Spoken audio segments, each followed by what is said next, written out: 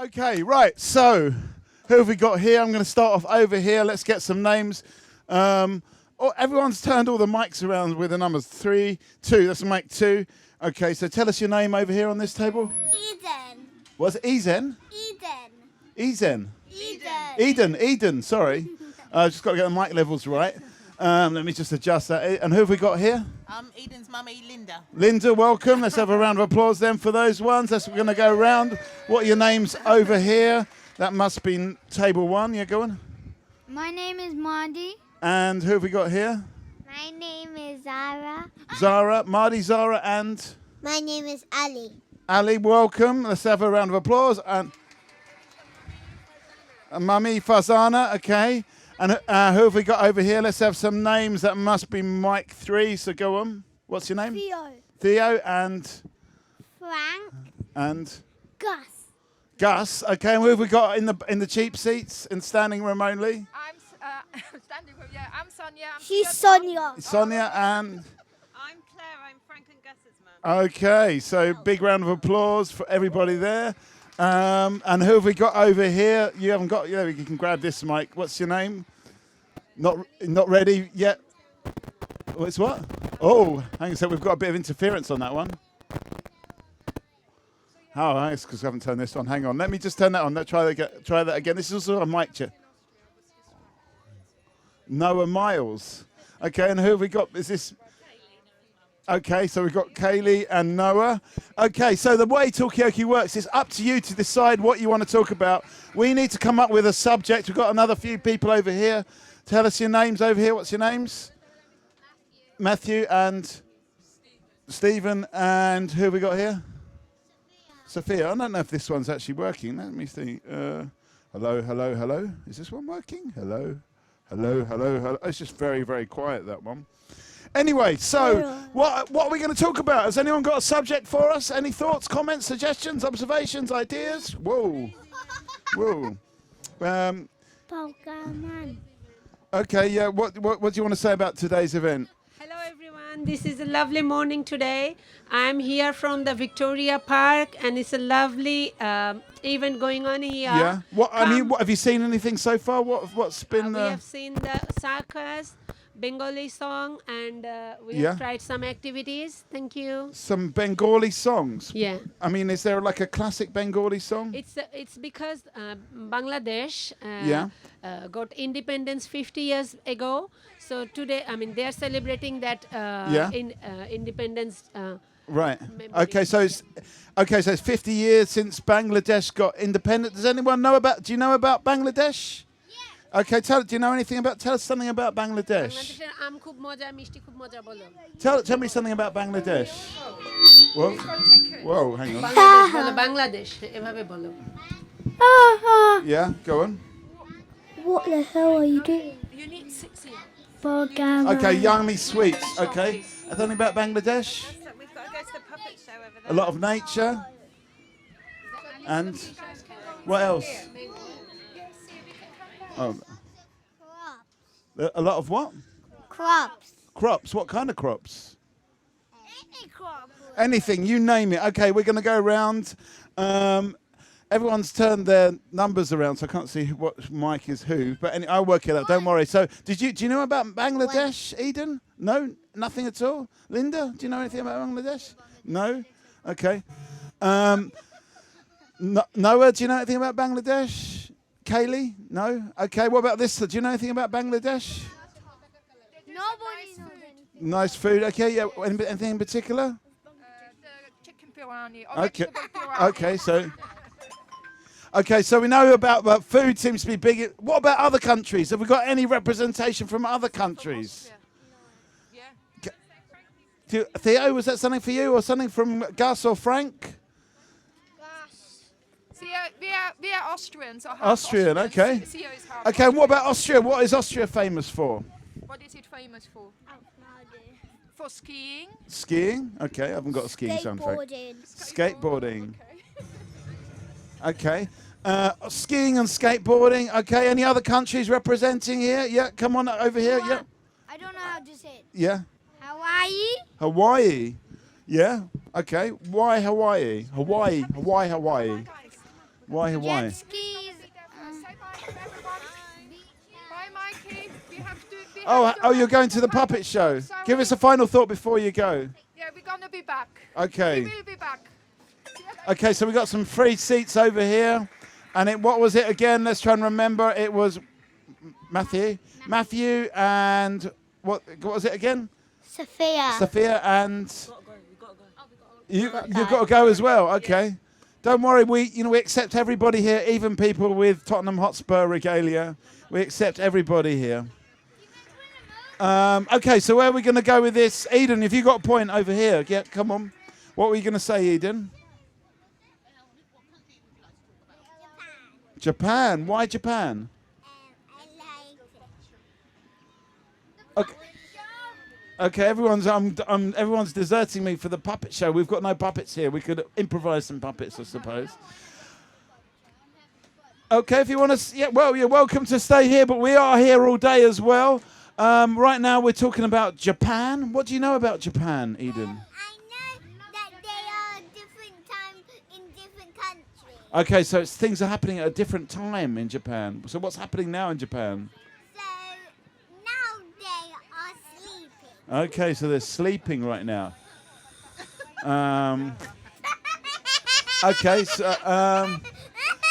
Okay, so everyone's sleeping in Japan right now. What? Farzana, what are you saying over here? Okay, right. So we've got some new faces at the table. So we have got, let me try and remember this. We have got Zara and Ali and Mahi, and we've got Linda and we've got Eden. And what's that? Mahadi. And we've got Matthew and Sophia over here. And we've got Noah and Kaylee, and another one's just popped up. Elijah. Tell us your names over here on table 3. What's your name? My name's Clara. Clara. And who have we got here? Richard. Richard. Welcome.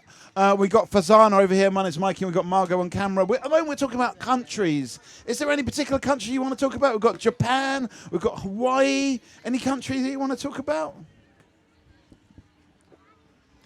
Japan actually killed lots of China people. Okay, so Japan is... What is Japan close to China? It's got lots of Chinese people there. Is that what you're saying? No, I mean... Not really, but we can move on from that. I know what you're saying. I don't think you want to talk to other students today. What you say? Come on, Richard. Come on, you explain a little bit. We can go there. She's doing Japan history at school the other day, and Okay. As Chinese, I was trying to introduce her a bit history about not just today Japan, but also Japan in World War II. Okay, so we're talking about history. Yeah. Yeah. And okay, so Japan is, and where is China close to Japan? Yes. Yes. Okay. Is it right? Because Eden was saying that people are sleeping right now in Japan. Are they sleeping in China as well? It's only 10 p.m. in Japan, so I'm sure a lot of people are still awake. Okay, so some people are still awake. Those people staying up late. Come and get involved with this. We're talking about countries at the moment. Okay, well, over here, Ali. Was it you? Or was it Mahadi? Is that you, Mahadi? Yeah. Go on in. I think Japan or China eats dogs or cats. Okay. I don't know if it's China or Japanese. Okay, so Japan, or it could be China, eats dogs or cats. Anything on this side about? I'm not sure. You're not sure about that? Let my daddy on. Okay, Richard, anything about this? So there's a very long time ago, there's traditionally a cat dish in Cantonese area. A cat dish, right? Cat, they call it like cat and snake soup. Right. Cat and snake cat soup. And snake soup. They brew snake and cat together, but I'm not sure to do that anymore. They don't do it anymore. So once again, it's history. So there is people eating dogs for breeding for food. The dog was bred for food. Yeah. In the northern area. Right. And it's also traditional. A Korean does that too. Yeah. So Okay, so we're talking about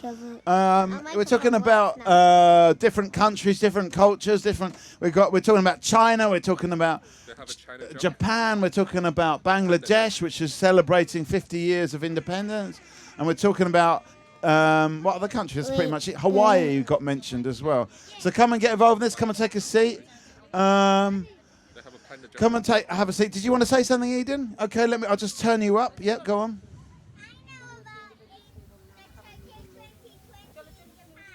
Yeah. Hang on a sec. Your one's fallen out. That's why. Hang on. Go on. Say that again.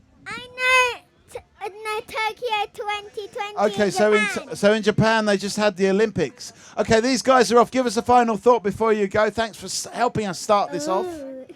Okay, we are here all day, so do come back if you want to. And we got another new face over here. Tell us your name. Whoops. We're heading. We're headed to the circus. What was that? Say that again. We're headed to the circus. You're going to the circus. Anything in particular you want to see there? We'll come back later. Okay, thank you. Well, thanks for joining. We've got some people over here. It's all very hectic. There's a lot of coming and going here. So tell us your name. What's your name over here? I'm Joe. And let me turn you up, get a good level for you. Joe, and what's your name? Pete, Pete. Joe and Pete. And what's your name? Alfie. Alfie, welcome. I'm just going to this is actually threaded through wrong, so just give me 1 sec, because we started off a little bit earlier than we were supposed to, because we were trying to get people before they all went into the puppet thing, but that's happened now, so hopefully it'll be a bit less hectic now. Okay, right, so where were we? So we were talking about countries a little bit, kind of all the people that were talking about countries have gone now, so we don't have to. It's up to you to decide what you want to talk about. We've got a new face over here, so tell us your name over here. Hello everyone, my name's Larice. Larice, welcome. And that round of applause wasn't just for Larice, but for all of our new people. Where do we want to go with this? What do we want to talk about? Do we want to talk about countries still? Do you want to talk about something else? Anything, Joe? Have you got anything you want to throw in? What do you want to talk about? Okay. You're going to the circus. Give us a final thought before you go. Maybe that could help us in terms of what we could talk about next. What should we talk about next? Clowns? I mean, you mentioned the What's it? Olympics. Oh, what was that? Olympics. Olympics, yeah, because you mentioned the Olympics, so maybe the Olympics. And I mentioned the Tokyo 2020. Yeah. Yes. Did you watch that on TV? Yeah. Okay. What did you enjoy about it? Diving and gymnastics. Okay. I've got but no, I've not got a gymnastics one though. Okay. So did you watch the Olympics as well, Joe? Yes. What was your highlight? Thank you. Bye bye. So say that again, Joe, because we're diving. Very impressive for England. Okay. Great GB. Okay, so a bit more diving. I like the swimming. Swimming. Okay, well there we go. I've done that one already. Okay, so we're talking about the Olympics. Did you watch the Olympics, Larice? Not very much. No. No. Why is that just not interested in No, I that? love the Olympics. I just didn't realise it was on until it was practically finished. Okay, you didn't realise. What were you doing? Living my life. Living your life, okay. We've got another potential new customer over there. Come and take a seat. Come and get involved in this. So at the moment we're talking about the Olympics. A highlight did you see anything at all, Larice? Nothing. I think I saw the 200 meters. Okay. 100 and 200 meters. So you saw a bit of athletics, yeah. Yeah. But I think I watched it on YouTube, so I watched it after. Okay. So All right, you didn't watch it live. Okay, we've got a new face over here. Tell us your name. Hello, I'm Kaya. Welcome. So, man, did you watch the Olympics, Kaya? No, I didn't watch the Olympics. You didn't watch it? No. Okay. I mean,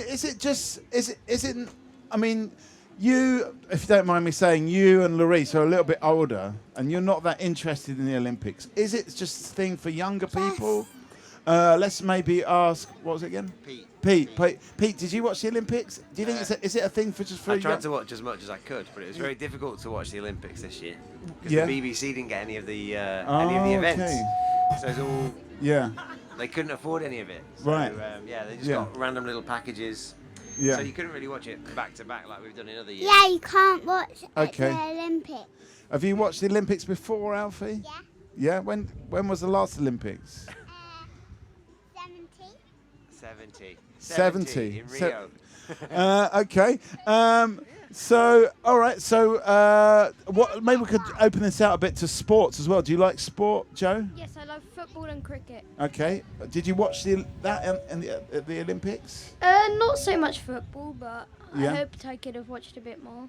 Okay, you could have maybe seen a bit more. Are you sports, Kaya? Do you what? I dance, so does that You count? dance? Does that count as a sport? Sport? I mean, I don't it's know. Fitness. I don't know if it's a sport, but Is I it mean, competitive?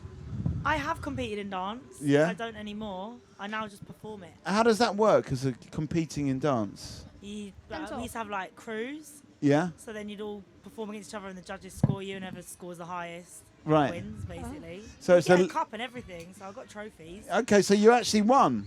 Did win, yeah. Yeah. All right. Okay. All right. So maybe we could ask that. Has anyone won? Have you ever won anything, Pete, Alfie? Have you ever won anything? What have you won? Olympic trophy. You've won an Olympic trophy. Yeah. Okay. Good stuff. I didn't know you did that. And Joe, have you won anything? I've won a raffle. You won a raffle. Hey. What did you win? Can't remember. Okay. Good Couldn't prize have been a very good Yeah. prize then. As they say, you know, well, there was a raffle for tickets to All Points East. The first prize was 2 tickets. Second prize was 4 tickets. Yeah. Anyway, so anyway, where are we going to go with this? We want to talk about. Have you ever won anything, Larice? Yeah. I don't remember. I don't think so. Actually, I won a steel pan competition, so that was alright. You won a what competition? Steel pan competition. So Steel loads of pan, steel steel pan. pan. Oh, steel pan. Yeah. Sorry, you got So there was loads of groups yeah. and we won. So I mean, how did you win it? Was it just like a solo? Was it with a group? it was with a group, and the Yeah. judges were just like, "We're the best." So Yeah. exactly. Yeah. And then we all got we got a little trophy, Yeah. which was sweet. Okay. Yeah. I mean, Yeah. come and join in. Have you ever won anything? That's what we're talking about at the moment. Alfie's won the Olympics. Joe's won a raffle, but can't remember what the prize was. Larissa's won a steel pan competition. Maybe we'll have to hear a little bit about what steel pan is.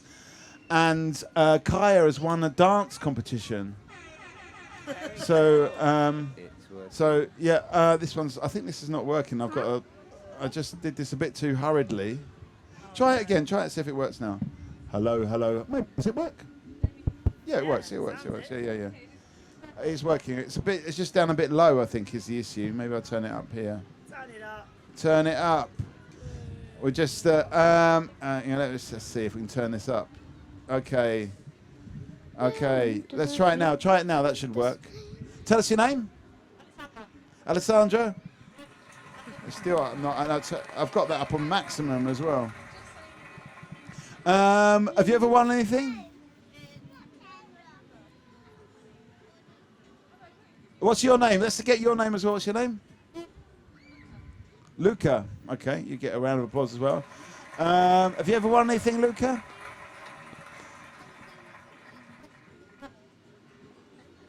I can't. I'm going to turn. Give me this mic. I'm going to turn this mic up a little bit. It's a bit quiet.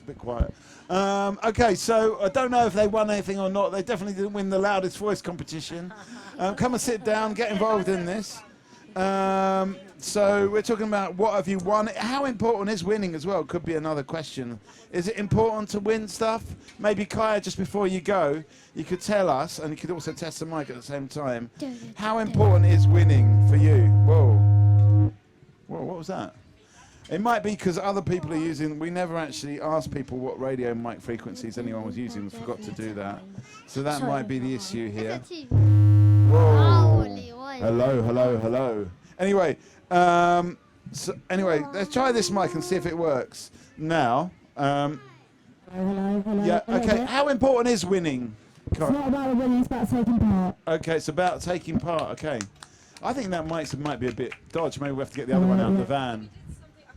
Hello. It might have a wobbly thing on it or something like. Anyway, Where's the stand for that? Over here. Okay, so this is Talkaoke. We're talking about winning. Winning's not that important, though. Do you agree with that, Joe, having won the raffle? Well, it depends what you win at. Okay.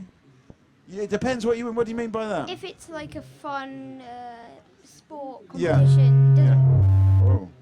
Yeah. doesn't really matter. But say you won the Olympics, then Okay, so winning the Olympics is important, but winning a raffle, you're not that bothered. What do you think, Luca? Well, the thing is, like, it might be important if you like competing for something that I really want. Okay. Is there anything that you would compete for that you'd really, really want? I don't know. Okay, so one to think about. We've got a couple of new faces over here, so let's just get names. Well, you just pass that mic over, Joe. What's your names? My name's Albert. Albert, and who have we got here? I'm June. June. Welcome. So we're talking about winning stuff. Have you ever won anything? Albert, have you ever won anything? Grab the mic. Grab the mic. I've done gymnastics and football. Okay, and you've actually won? Yes. Okay, that's good. I played football for a long, long time. I've never won anything my entire life. Anyway, it's not about me and my sad life. But anyway, so we're talking about winning stuff. I am kind of agreeing with whoever said it. The winning's not that important. It's Kaya, wasn't it? What do you think? How important it was winning to you in the steel pan competition? And tell us a little bit as well what steel pans are.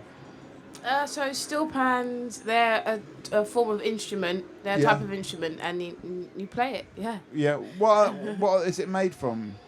I don't actually know. You don't know. Okay. I don't know. Okay.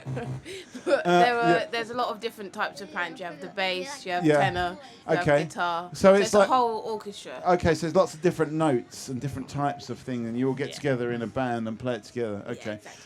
What do you think about this? How important is winning, or is it a matter what you're actually winning? If you're in the steel pan Olympics, would it matter? No. Okay. Not really, because I really love playing. So it's just about playing, really, and the winning is secondary. yeah, but Yeah. I can't lie. It is nice to win. Okay. And no one really likes to lose. No one likes to lose. Okay. Luca, did you have something over there? No. Have you ever lost anything? If you haven't won anything, Well, yes. what have you lost? Well, of course, if you're like in school when you're playing football, Okay, so you've lost games, a bit like me, lost a few games of football. but not a lot. Yeah. Okay, we've got a couple of new faces here. I'm not sure how well this mic's working. I think it might be picking up the puppet show or something like that. We'll soon find out. But let's just try it one more time. Tell us your names over here. Paul and Bernie. I think this is just not happening. This mic. Anyway, but you're welcome to join in on a different moment. We're talking about winning and losing. How important is it to win and lose? Is it about something else? Larice won the steel pan competition. Thank you. But she says that's not important. It's more about just playing, just actually doing it. And I think everyone's kind of agreeing on that, which is a bit boring, really. So we need a bit more controversy, really. Yeah. I think it is good to win, obviously. I mean, I lost the final of the Lancashire Cup. Hang on. 17.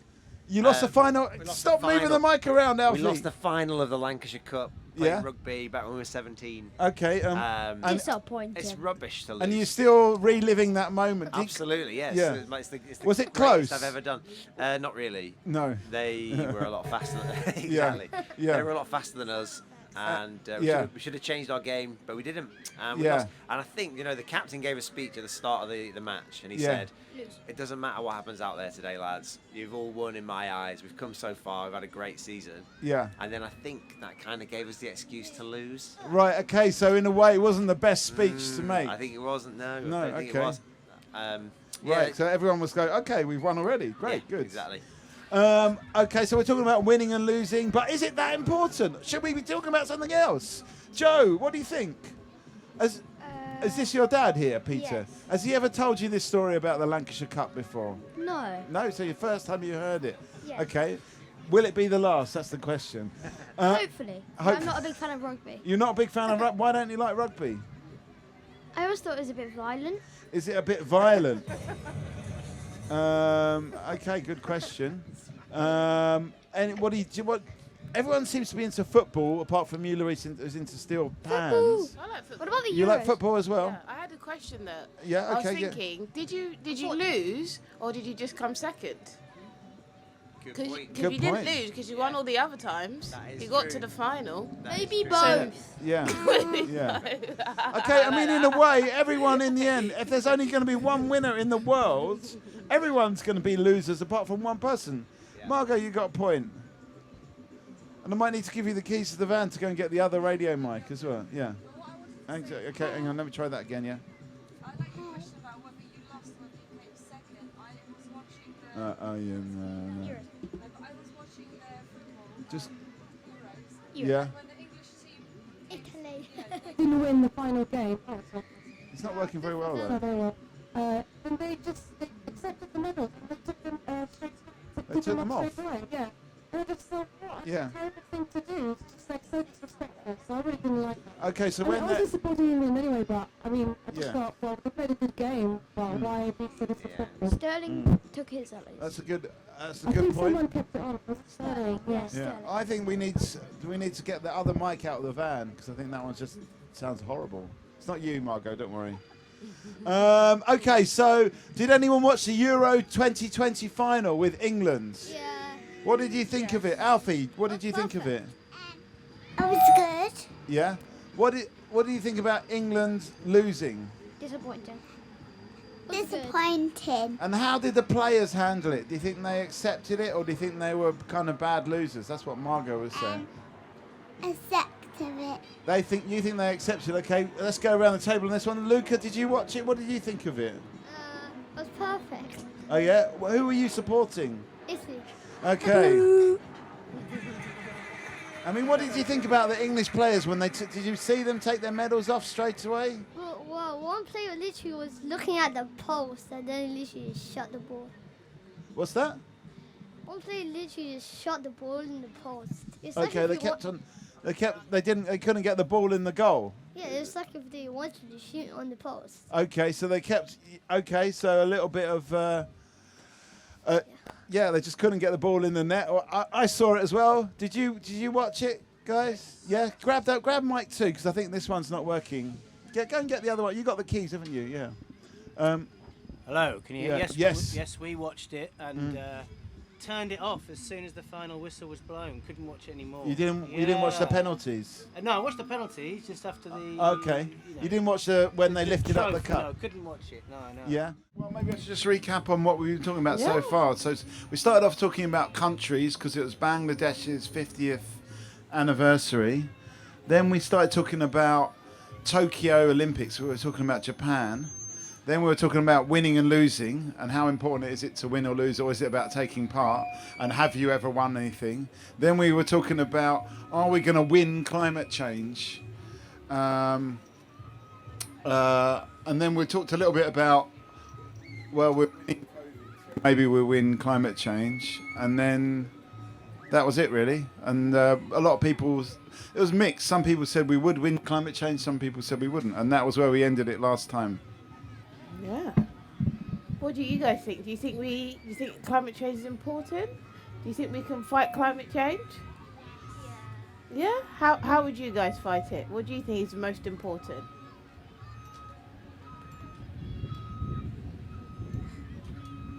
Is it the trees or recycling? The trees, yeah, saving the trees. Yeah, deforestation is quite bad. What about you, Margot? What do you think?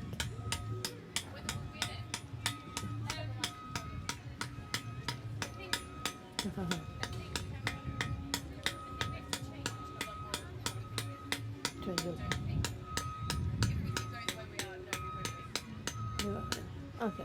And how do you think we can best facilitate that change? What do you think we need to do?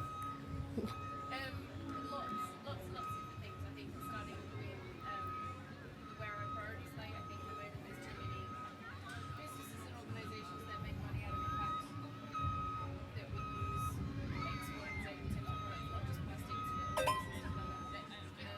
I think we have to change the priority of those big governmental waste decisions on changing the way they also make decisions. 100%. 100%. What about yourself? What do you think? I agree. I think we need to make a lot of changes, and I think it needs to be as much government-led as personally-led. I think people can't just wait for the government to do something because it's obvious that they're not. They need to start with themselves and think, how can I make this difference? What can I do? 100%. Yeah, I 100% agree. Hello, guys. Welcome to Talkaoke. We're currently talking about climate change. Oh. And whether it's a lost cause and how we can facilitate change and kind of stop it. So, first of all, what are you guys' names? We go around, start with yourself. My name is Corey. Corey, nice to meet you, Corey. I'm Becca. Becca, nice to meet you. My name's Josh. Josh, nice to meet you. My name's Robert. Robert, nice to meet you. And your name? No, you run away? Okay, I'll let you run away. Robin. That's Robin. Robin. Hi, Robin. So what do you guys think about climate change? Go on. What do you think about climate change? Yeah. Anything that comes to mind? Anything? Industry. Industry. What about the industry? Industries cause don't they cause the most amount of pollution? When like factories and carbon emissions. I mean, I don't know. I have no idea. Say it with conviction. And Yeah, teach me. Teach you? Yeah, teach me. I don't know too much. That's the thing. Oh, okay. But I do think it's a lot of industries have a lot at play. What do you think? What about you? What about yourself? I think it's aggravating that it's been allowed to get to this point. Yeah. To then be dumped on our generation as now something we have to fix by ourselves. Oh my. Sorry. This is a slightly dodgy. Yeah, I think aggravation is the main sort of feeling around it, and then obviously just thinking of ways that I can do so, because I'm just one person, how much can you do by yourself, kind of thing. And so do you think it's more of a personally led thing that we all need to make individual changes, or do you think the government and the industries need to take more responsibility? I think the government needs to take more responsibility, because there's frankly no way that every single person is going to make a change themselves, because people just don't care that much. So until there's some sort of like repercussions that are actually that we are seeing more, which we are now seeing more like in real life with like more hurricanes and stuff like that, we're seeing like actual repercussions in front of us. But until I think there's something put in from the government, like this is like, if you do this, this is the punishment for it, no one's going to change. No one's going to care that much. Okay, I definitely hear that. So do you think maybe taxes or just like penalties in general? Not taxes. I can't lose any more money to taxes. Well, not for you, for the companies, like corporate tax or whatever they call it. Yeah. Okay, nice. You laughing at me? So we were talking about climate change. Is there anything else you guys want to talk about? Maybe football. We're talking about winning before. Has anyone ever won anything? Yeah, what about... Stick with climate change? What do you guys think? Do you think it's the big companies, or do you think it's more about individuals?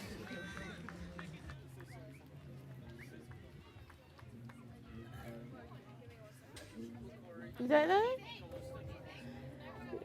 There's no right or wrong answer. Anything. Let's maybe go over to Marco over there. Yeah, I think it's both. I think you're absolutely right. I think corporations pay their way. There's absolutely no reason why they shouldn't. I can't fathom how they. Well, I do, because they're all in the same pockets as the politicians, aren't they? So they all get the money. But the emphasis on individuals having to change the way that we do things, which we should, absolutely. But we can't change the way that we do things and then not have any responsibility whatsoever. I think that's. That it's not going to change anything, not on a big enough scale. Exactly. So do you agree with? I can't remember her name, but she's gone. Do you think there should be more penalties and more taxes for business and stuff like that? Personally, I agree with taxes. What I don't necessarily agree with is the way that the tax rates went. I would wholeheartedly pay more tax if it meant that eventually when my kids got to them, they could go to university for free. I assume you guys have just started to pay for it. Yeah? And that's like, you think about all the politicians before you, they didn't have to pay for their university degrees. Oh, that is a very good topic. Do you guys want to talk about university fees? Do you guys think it should be free? Are you guys going to university? Pardon? Oh, you're 13, so you're going to go?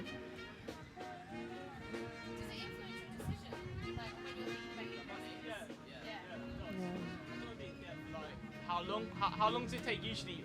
How long does it usually take for it to like pay off, and then you gotta like 40? Yeah.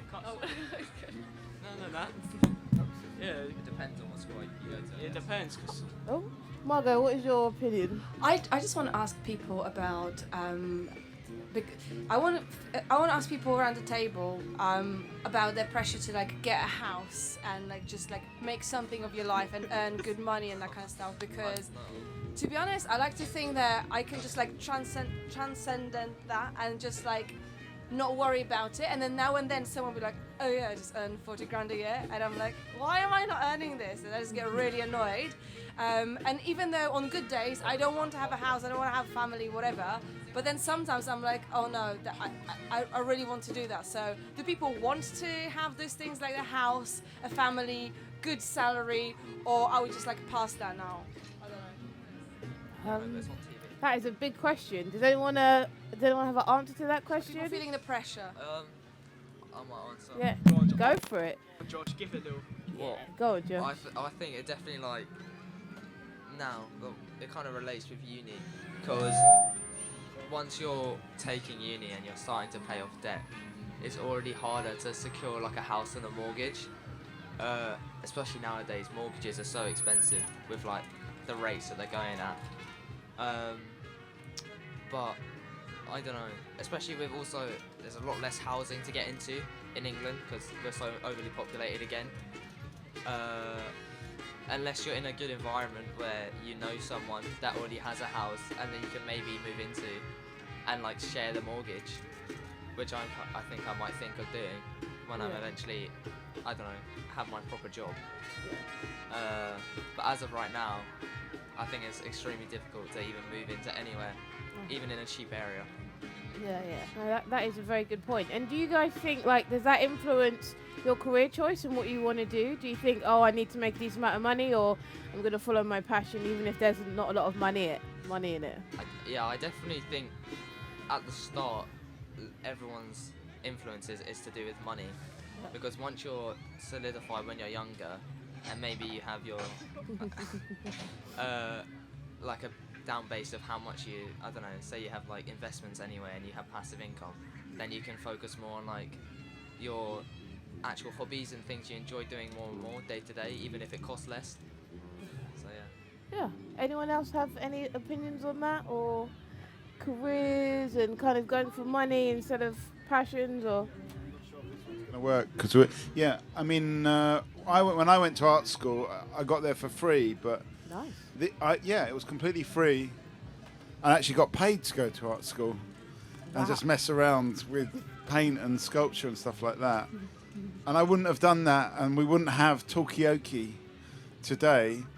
The round of applause there. But if it wasn't for that, and I think sometimes like we don't realise what we lose when we start charging kids to go to university, because it means they're not allowed to take risks because they have to pay thousands of pounds to actually, if their risk doesn't come off. Exactly.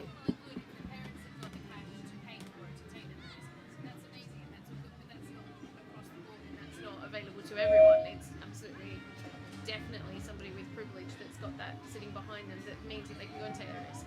I went to university and I did an art degree, and I messed around for 3 years, and it was absolutely the best thing I've ever done. But we've talked about whether these guys, if they want to go to art school, whether we pay for them to go to art school, and it's a genuine conversation that we now have to have, whereas it wasn't a question for me. I mean, we're also in a position at the moment where the current funding changes that are coming. I mean, I teach at university, and the current funding changes that are coming up with the government mean that if you want to do a degree that doesn't necessarily have a kind of like concrete kind of employment outcome, then your chances are you're going to pay twice as much as someone who's doing, say, an accounting degree. Oh wow! So the way that they're moving towards, shifting, having different levels of funding, different levels of fees, I should say. That if you want to do, say, a history degree or a film studies degree, it's going to cost you a lot more than it is if you want to do a degree where there are lots of jobs at the end of it. Yeah. And so this kind of shift towards only training people for jobs, only training them to enter the job market, I think is a very dangerous direction that this country's taking. I agree. So funding, capitalism, uni, lots of things to talk about. Where do you guys want to go with this? You want to talk about university or climate change or funding? Anyone got any ideas? No? Mikey, have you got anything to say? I just want to say, I think maybe the answer is to take out the loans and just not pay them back. How do you and do just that? take the risk. Well, if you, I don't know, change your name, move countries. I don't know. I don't Maybe that's the answer.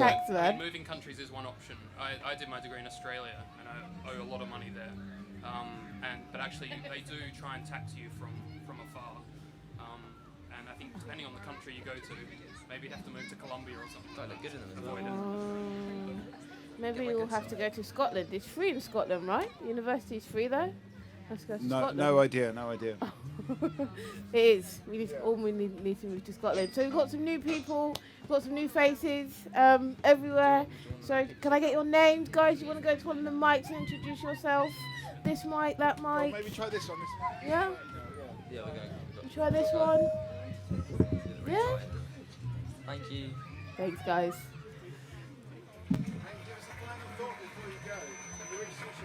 Yeah, final thought. Yeah, anything. Doesn't have to be about climate change. I am going to be ridiculously rich in 10 years, and I'm manifesting it. Yes. And I will see you all on TV in 10 years. True. Yeah, do you want to talk about manifestation? That's quite interesting. I one. can't because I have an interview, but Okay. I'm Good putting luck. that into the world. Thank you, Yes. there. Good luck for your interview. Bye. Oh. Maybe you want to invest in Talkaoke in 10 years' time.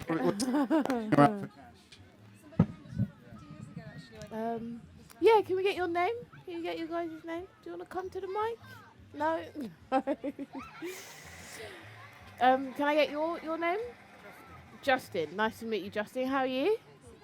So we're talking about climate change, we're talking about universities and funding and university being free. What do you think about that? Do you have any opinions on? Oh, there you go. Justin. Yeah,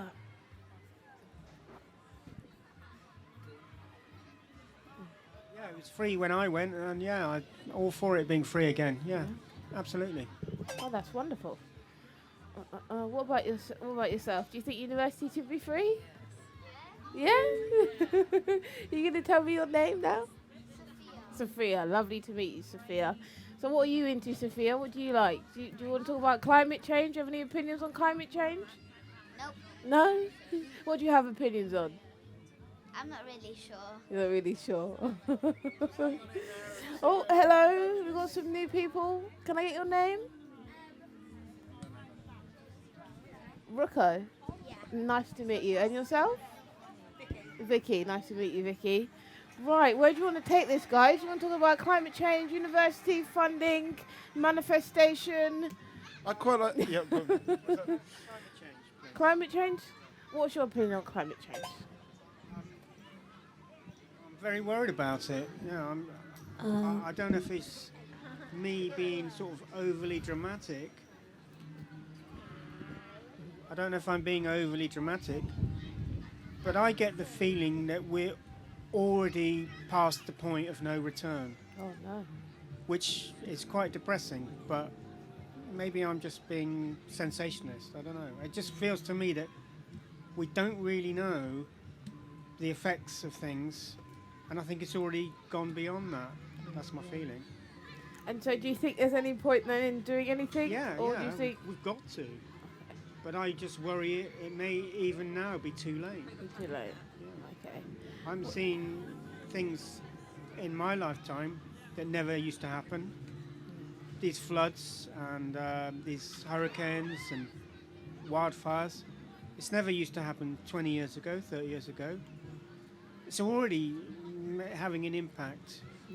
I live in Notting Hill and there were floods there a month ago. People had their basements flooded. Oh no. That's never happened in London before. This is very concerning.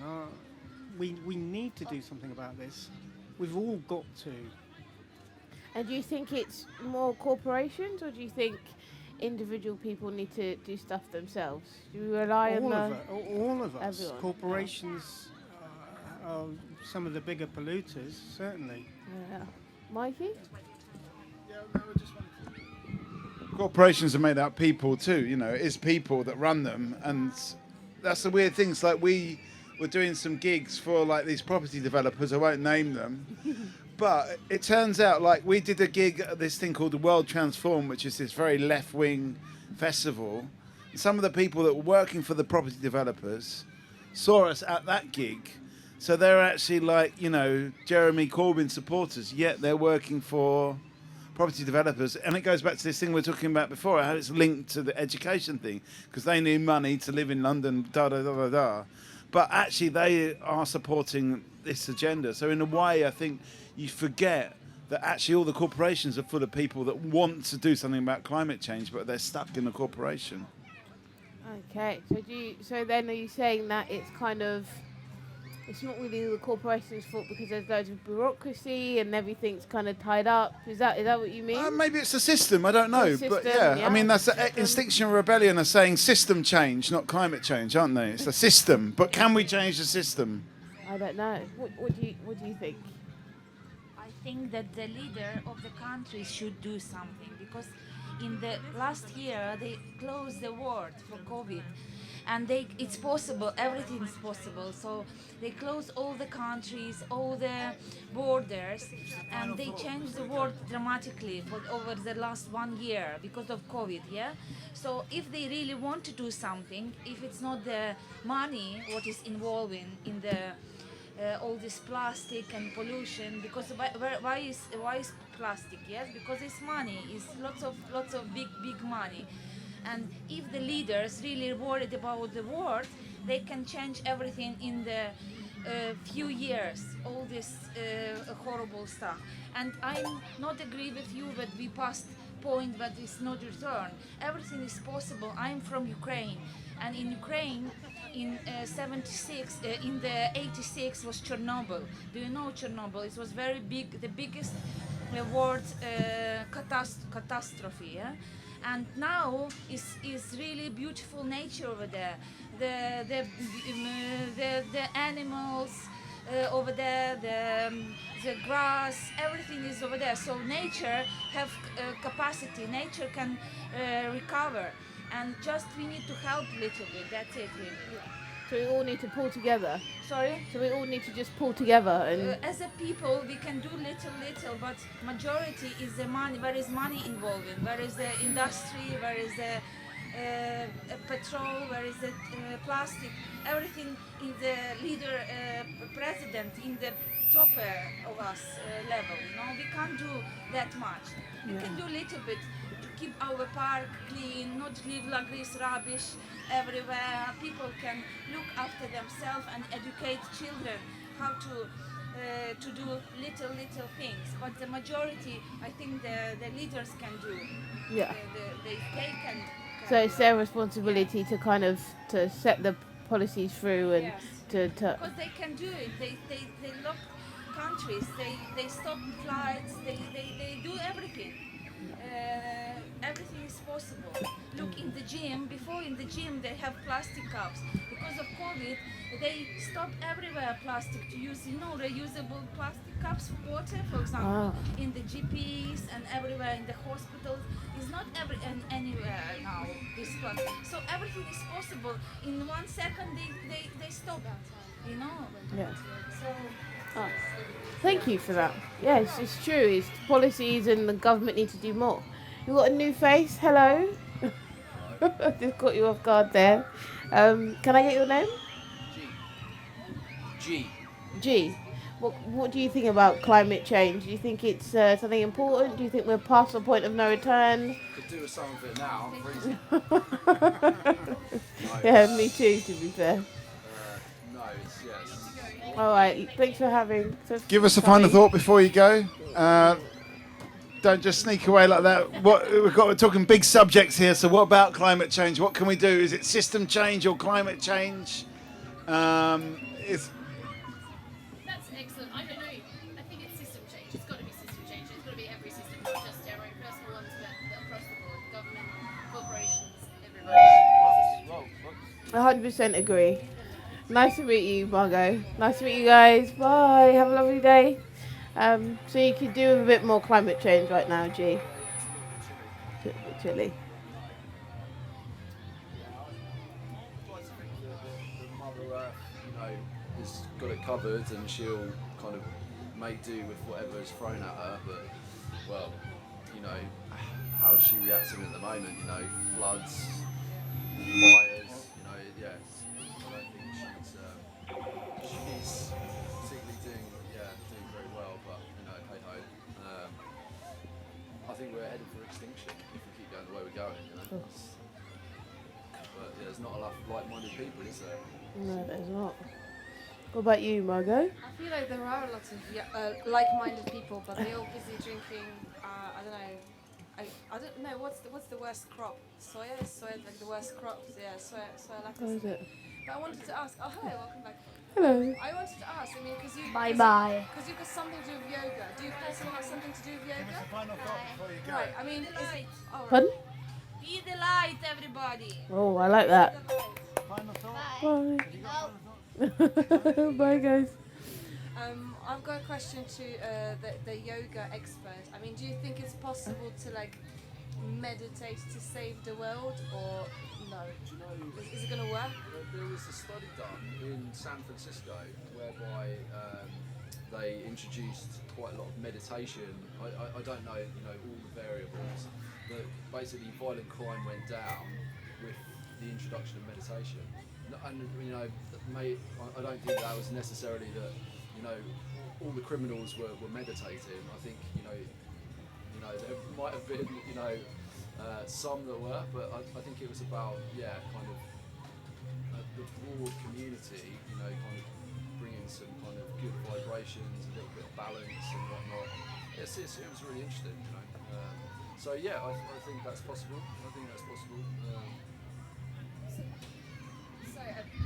About criminals meditating, maybe because so is it? I mean, whether that happened or not, I don't know. But for instance, recently my bicycle got stolen, and I just got infuriated. But then I remembered my meditation times, and I said to myself, no, I'm not gonna rage. I'm not gonna blame anyone. It's the world that's kind of broken.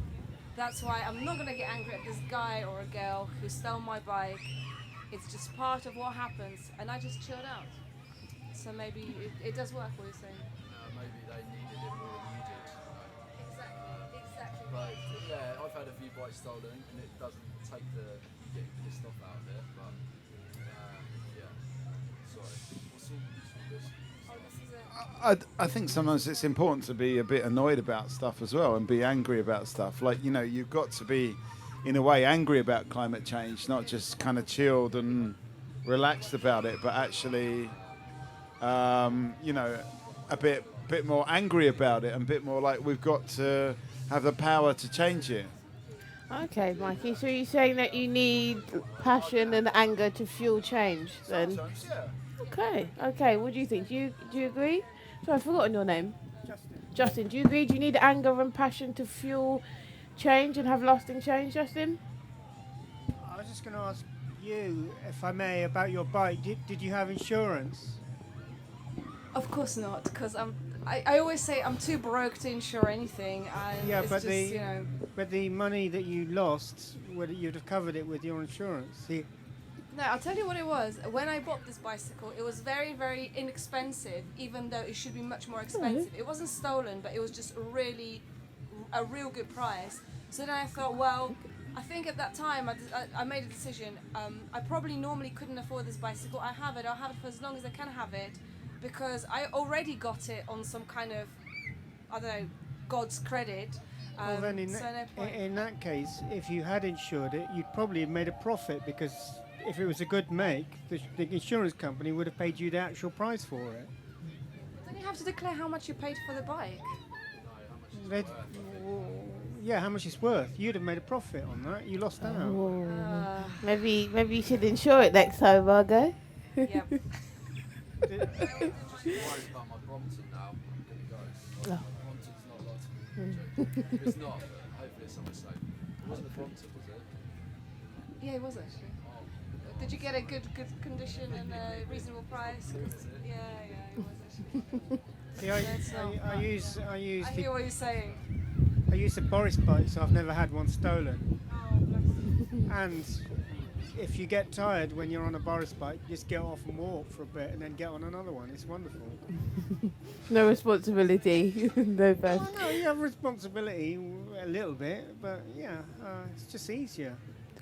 Get it from the bottom of your road and cycle to work. Get off. You don't have to lock it or anything. No, I've never used one. The only thing is, if you get caught in Kensington Gardens when the gate is closed, they're quite heavy to lift over the fence. Happened to me once. Oh no! And the wheel banged on my thumb, and my thumb was hurting for about a month. Oh. They're quite heavy. Oh, that's good to know. But that's only happened once. Only once? Yeah. Okay, that's good. And it won't happen again because I'm not going to do that to myself again. So at least now you know. Hello guys, it's nice to meet you. Can I get your names? Yeah, my name is Patricia. Patricia. Patricia? Yeah. And yourself? John. Hello guys, so this is Talkaoke. We've been talking about climate change, meditation, using meditation in the hopes of reducing criminals. We were talking about Boris bikes. We were talking about Margot's bike that got stolen. Do you have any opinions on any of that?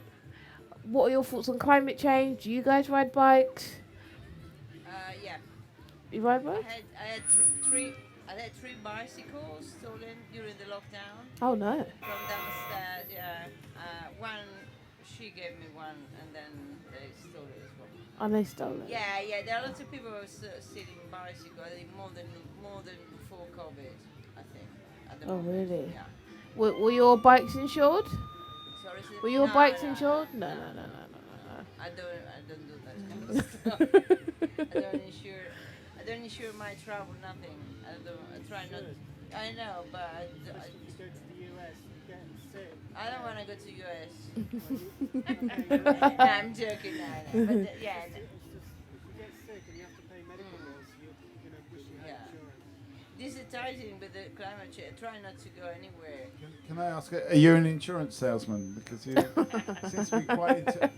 Personally, I do take out travel insurance, but that's the only insurance I do, because I think it is generally a bit of a scam. Like... Why do you think it's a scam, Mikey? Yeah, because, like... Obviously, the insurance company is there to make money, and they make money on people being worried about not being, having their stuff. But they're always going to make more than they pay out, so you're never going to win, really. Yeah, but if you suffer a crime, Michael, believe me, you wish you had insurance. Because I got burgled. In fact, all the flats in my house were all burgled. I was the only one with insurance, so I got the cost of all my stuff back, and none of my neighbours were able to. Oh no. So maybe insurance is away then. So you mentioned before that you don't want to... Oh, did you? Hello? Can you hear me? Maggie? Yeah, I thought I lost my headset the other day, my earphones, and they weren't insured. And then I actually found them in my glove box, and so I got them insured, so all is well. But surely there's if you say it's a scam or whatever, then you can just make it really lucrative. You just insure everything you've got and then pretend that it's been nicked and then just make a killing. But saying that's why premiums are quite high, I think. No, the insurance companies are onto that. I mean, when I made my claim, you have to have the serial number and everything, and they go into it quite rigorously before they pay out. Okay. Yeah, but how are they going to know? You can just you give the serial number and then. They checked it all out. They looked into the serial number and they got the cost of it and everything. It was quite a rigorous process. Okay. They didn't pay out easily, believe me. Really? Yeah, car insurance companies. Yeah, they don't pay out easily. Oh, that's not. Oh, Marky. I'm just wanting to link this to the climate change idea, and what about the idea of insuring the planet against climate change? How would that work? I don't know. We'll ask the insurance expert over here. How it would work. Like you're thinking. Why not? Yeah. Get all the big companies because they don't Bill Gates to pay for it. Yeah, but the reason Jeff Bezos and all these billionaires are going up into space is because they know that the Earth is finished and we've got to go to space.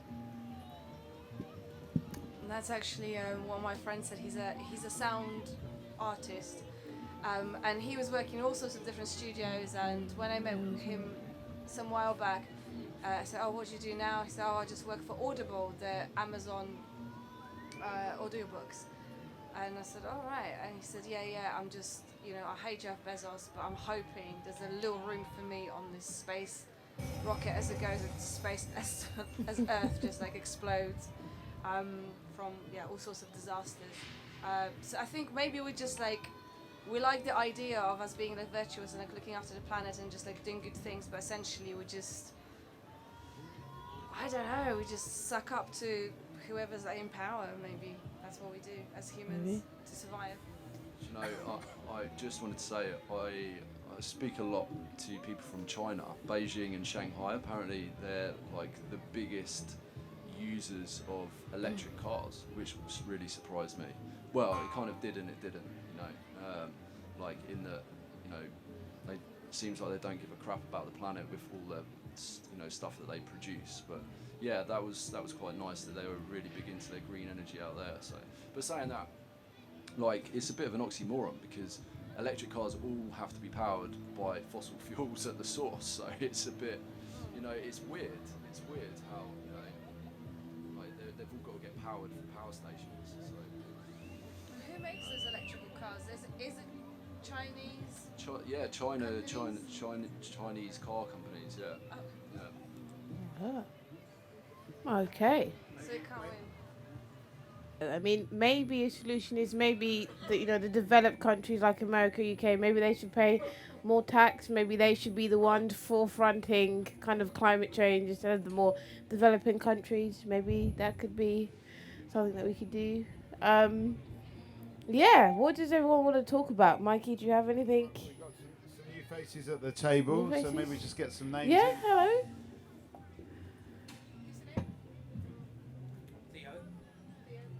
Hello, Theo. Nice to meet you. Hello, Joe. Nice to meet you. Yeah, there's lots of things we could talk about. We could talk about climate change. We could talk about industrial revolution, meditation, yoga. Yeah. I quite like this point about, is technology going to solve the problem? Is that actually, the electric car or nuclear power and all these things going to actually solve our problems and solve this climate crisis? I don't know. That is a good question. Maybe we should just all meditate more. If we all meditate more, it might just... It doesn't take a lot of power to meditate, does it? It's very energy efficient. Yeah, it's very energy Depending efficient. if you want to leave the lights on.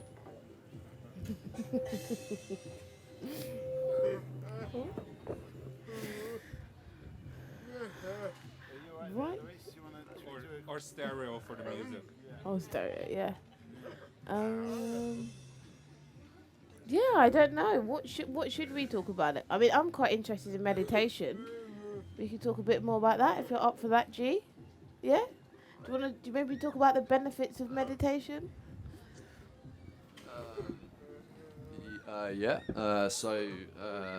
Relaxation, obviously. It's a lot of the meditation that I do. I started meditating actually about a mile away from here at the Buddhist Center. And yeah, I've kind of watched a lot of documentaries and stuff on it, and I was quite intrigued to know what it does to your brainwaves. It makes your brainwaves more kind of regular rather than kind of very irregular.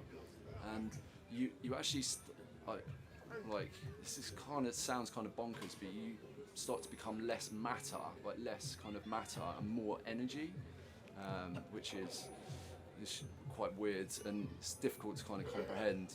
But like, you know, we are, you know, kind of atoms colliding. You know, like we are over 50% H2O. Just Sorry to interrupt you. Let's Can get we some get final thoughts from everyone here. Richard and Claire as well. Give us some final thoughts.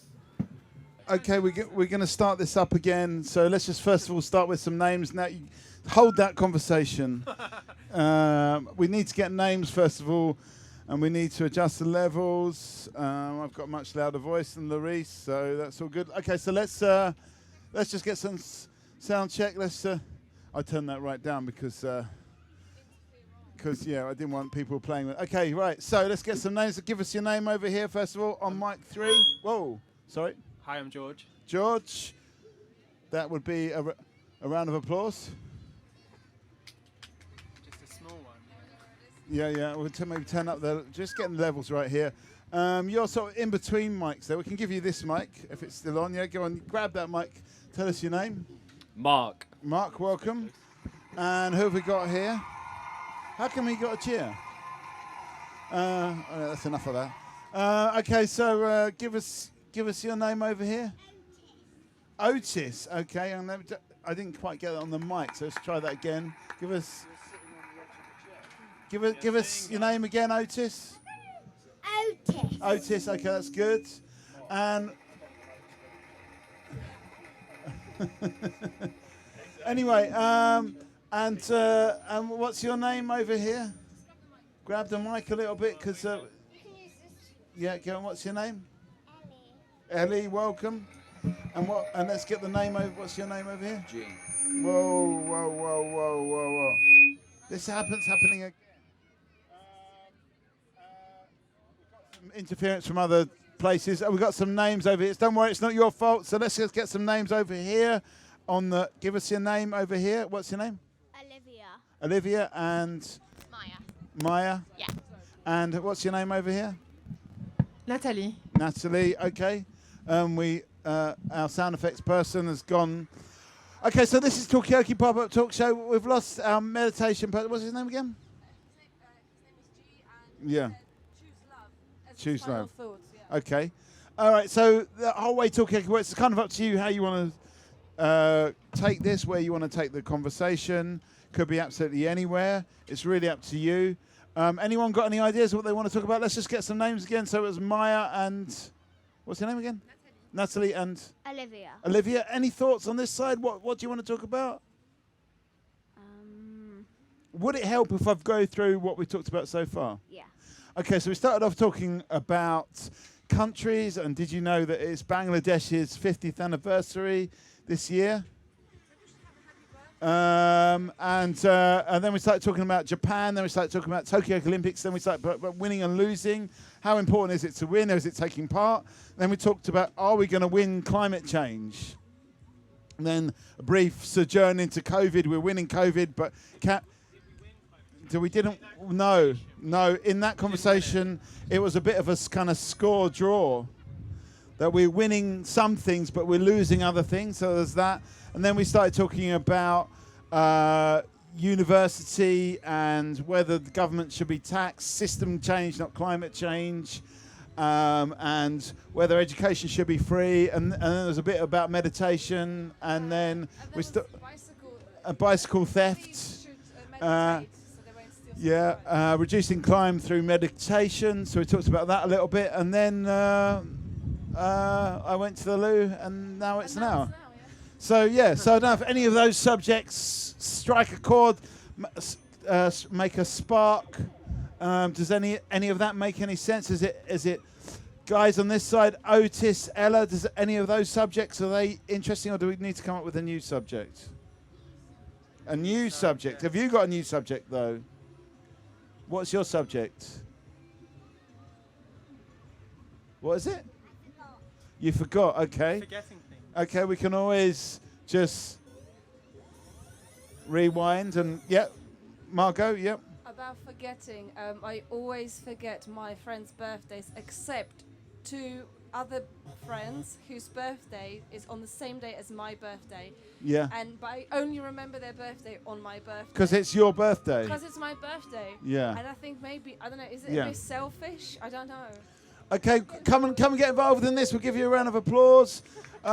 We have got Margot, we've got Otis, we've got Ella, we've got person whose name I remember, then Mark, and then we've got George, and then we've got Natalie and Maya and Olivia, and my name's Mikey. Tell us your names. We're actually searching for a subject at the moment. Hello, can you hear me? Yeah. Hi.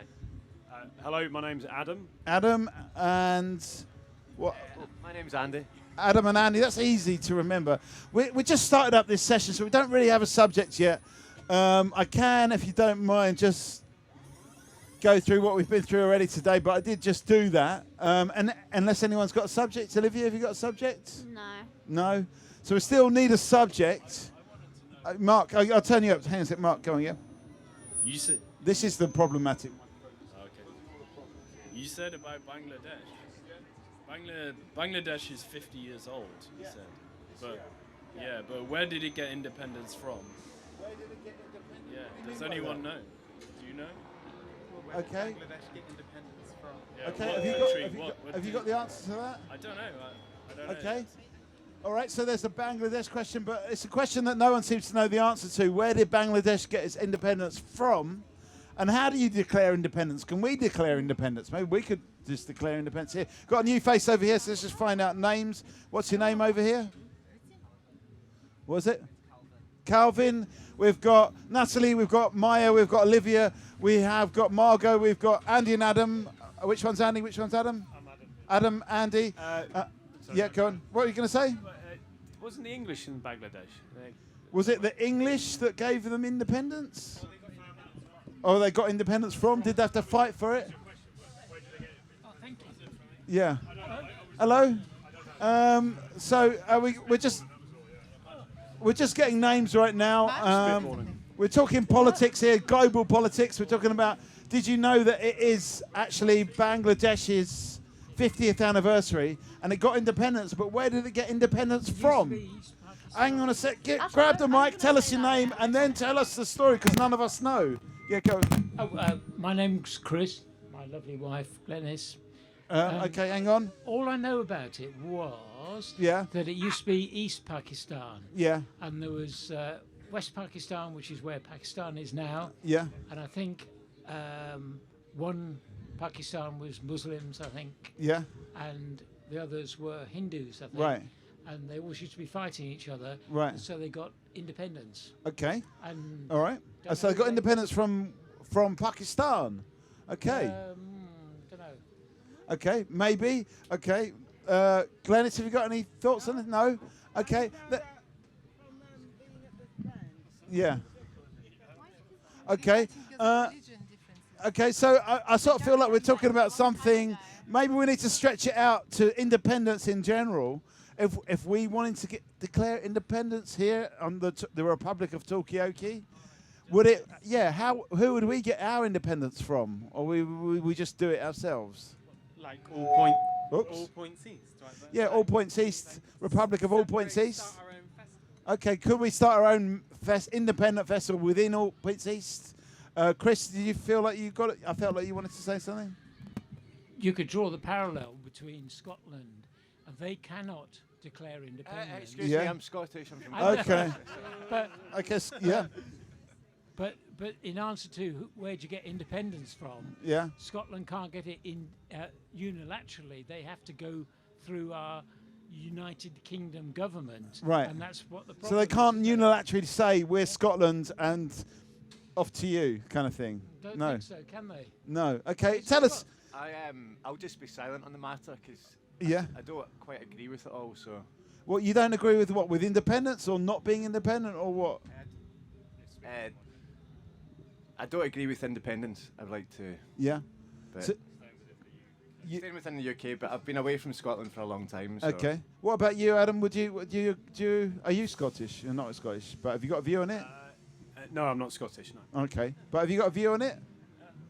I think they should have a right to vote for it, which they did, right? But Yeah. then maybe a second vote since Brexit now. Okay, so it's all changed. So should we be voting for it? I mean, should we all? I mean, what is independence anyway? Can you be independent and still be in the same country? Could we be? I mean, where does it? Are you in? Who around the table here is independent? Oh, there's a Calvin. You're coming. We're gonna need to bring you in on this anyway. So Calvin, do you feel that you're independent? And Well, I suppose it depends what independence is, like, yeah. and where it is. Do you feel independent though yourself? Yeah, I think for myself. Yeah. I live for myself, so yeah. You're free, and you don't Free have any thinker. annoying flatmates. No, I don't. I've got an annoying partner that I live with. Okay. Are you independent when you follow Yeah. rules? That's by choice. Yeah. Yeah. Does being independent mean not following all the rules? Does it mean not following the rules? That's a good point. Do you feel independent, Natalie? Yes, but I do follow some rules. I Okay. do like following some rules, but I also feel like I'm independent. What rules do you just not care about and don't follow? Is there Not anything? many, but Okay. I feel that sometimes I do feel like an alien. I feel quite different from other people, but Okay, at the same time, alien. I like following the rules. I'm not sure where to. Yeah. Don't you think so? My girls can speak for me. Okay. They think I'm a bit extreme sometimes. Yeah. Okay. Come on. What do you think, Olivia? I think that if you're being independent, it doesn't mean you have to be different than other people, but it just means that Yeah. you're your own person and you don't depend on other people to make Yeah. decisions. Are you your own person, Olivia? Do you depend on anyone else to make decisions? Yeah. Your parents, okay. I don't know what's happened. We're getting some weird audio thing. Let's get Mark and Otis and Ella. We need a final thought, possibly from you all. Maybe try this one because I don't know what's going on. We're really suffering with the mics today. So just grab the blue mic. Otis, have you got a final thought? Are you independent? No. Okay. You follow. Do you follow? Who sets the rules? Who's in charge? Mark. Okay, maybe we should need to hear from Mark then. Are you independent? Are you in the Indian independent state of Mark, Otis, and Ella? They're in charge of you. Okay. Okay. I want to be independent, but I can't be. Okay, so it's more of a desire. Okay, maybe you can have a referendum later on and work that one out. Okay, so thank you for that. Anything else? Ella, final thought?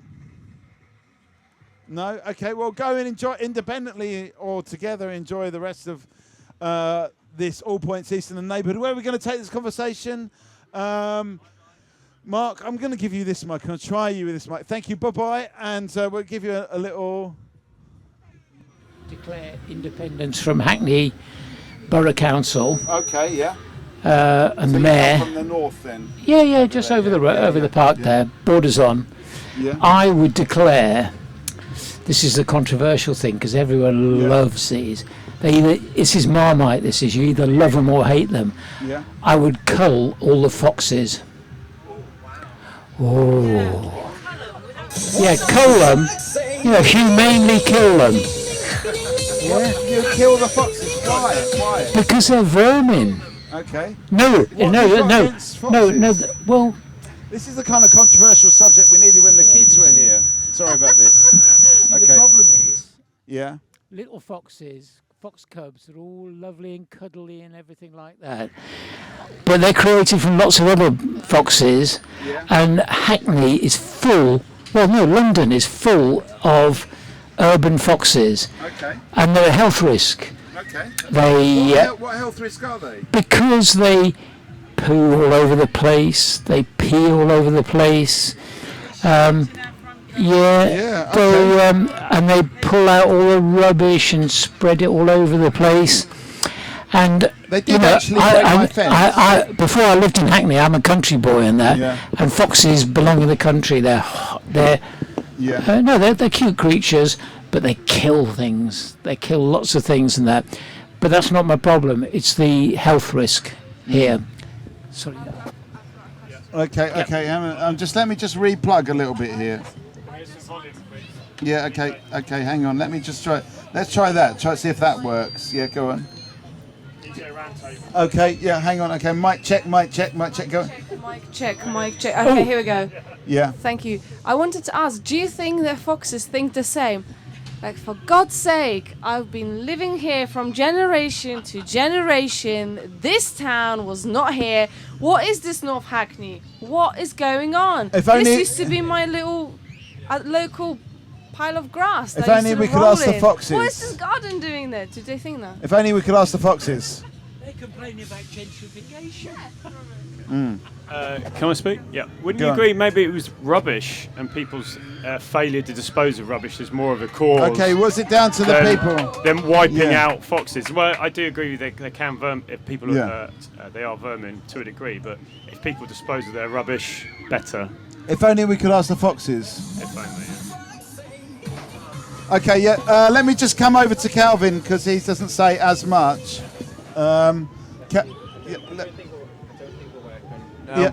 Are we working? Yeah, There yeah, we go. yeah. Sorry about this. I don't know what's going on. I think we've got too many other radio mics all interfering Nobody's with ours. at all. I think that's Yeah. a commonology of what humans do, which is they blame others rather than themselves when it comes to outside things. And it's like, yes, exactly. we want to shape the world and do things how we want it to be so it fits how we do it. But actually, when we live harmoniously with nature and together with things, then it can work together. And then when you spoke about, infectious or virus or whatever, I think humans are one of the biggest Are viruses. we the virus? Of course, but we've messed this planet up enough. You know what I mean? So now let's blame the foxes. Okay. And by the way, my second name is Fox. Okay, yeah, okay. Chris, come on, you come in. You come on this. Fox here. Okay, yeah. Just bring that mic, yellow mic closer. Yeah. Because I agree with him actually. Because we all should be saving the planet. We should be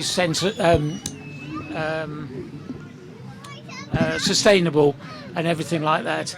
And that's part of the problem. Unfortunately, and I wouldn't disagree with it, but all the councils want to recycle all the rubbish, and they put the rubbish out, and the foxes go into the rubbish, and then they eat that, and they spread it everywhere, and then they poo everywhere and everything like that. So if they didn't do that, we might not have so many urban foxes. But Okay, so you're blaming the council, really? But Yeah. I would prefer that we still had a planet plagued with foxes Yeah. than having no planet at all. Okay, so it's a sad situation. Olivia, come in on this one. Let me try with this mic. Hopefully it's going to work now. Go on. Testing. Yes, it's working. Yes. Go on. I disagree because humans are one of the biggest things for climate change because Compared to foxes, how do foxes contribute to climate change? not as much because we need animals to help Yeah. us live. And also about foxes going in the rubbish. If Yeah. we looked after foxes, they wouldn't be so hungry, so they wouldn't have the need to go into the rubbish. So it's only because they're being ignored that they're just rummaging through the rubbish like that. That's a good. Would you like a fox as a pet? I don't see the problem of having a fox. Okay, no problems with foxes. George, I feel like you want to come in on this. No, it's like more so moving away from the pet thing about this idea of foxes belong in the countryside, but that's implying that cities were there before the countryside, and we're the ones that moved into that kind of area. So sort of like heading towards Were this the foxes here first? Well, I don't know. Yeah. Okay. Okay, Glennis, just grab the mic. What are you saying? What's your view on the foxes? Well, that's my husband there. I'm going to have to agree with him. Yeah. Just going to slam him To be live on honest, air. They look cute on pictures, but if there was someone to come and clean up the poo for me, Yeah. then maybe I'd like them a bit more. Yeah. Because it stinks. Have you smelt fox's poo? Well, I did have a fox destroy my garden fence, Yeah. but they tend to poo in the I think they made a hole in the fence and they go next door to poo, which is great for me. So maybe I shouldn't fix that. Margot, you've got a point. Is it fox related? It's smell related and fox related a little okay. bit because I think yes basically these guys no what I mean is if you don't eat meat, then your poo doesn't smell or doesn't smell as badly. And so if we didn't eat meat and so foxes had no meat to eat from the bins, Would their poo smell? Okay, it's a question. so Would they it could, smell if you bad? gave would a vegetarian fox be less smelly? We're finally at 4 o'clock today. We've been talking for over 2 hours. Finally, we've got to the point that foxes need to be vegetarian. Andy's got a point. I'm going to come to you, Andy, If I had a first. couple of Brussels sprouts, and well, it's game over for a lot of people. I think. Okay. Keep it clean, Andy. It's fine. Okay, so we're talking about would a vegetarian fox be less smelly? Calvin, you had a point, didn't you? Can you hear me? Yes. Got a loud voice anyway. Completely disagree. I'm vegan and my shit stinks at times. So I will be honest. So I think having them as vegetarians is not going to work. But you came off from the point of independence, and you're talking about the council picking up the shit. So that comes from independence yourself. Well, this is my space. This is how I want it to be. So my independence comes from I'm going to pick up the shit. And also, my bins get collected on a Tuesday, so I put my bins out with the food in the compost thing the night before, so that the fox doesn't do that. So that's me working. Okay, so that, you know. Okay, so like Calvin's got it all together. He's a vegan. He's very responsible with his rubbish. He's fox friendly. What is not to like? He gets annoyed by his partner. Is the only sort of element of aggro. But apart from that, he is like, he's just got it all. Yeah. Anyway, Glenys, yeah. Yes, I want to just have another topic. Yeah. It's about veganism. Yeah. Now. Yeah. Are you a vegan? I'm not a vegan. No. But what I want to know, it's not actually controversial. I want to understand. Yeah. Veganism, I think we all believe should be better for us. Well, I've got a most messed up digestive system. Yeah. So I've got to be very careful. Yeah. What I eat. Yeah. And the vegan foods don't necessarily tell you what's in it. So, for example. Yeah. Normal thinking would, I can eat vegan cheese because I'm intolerant. Yeah.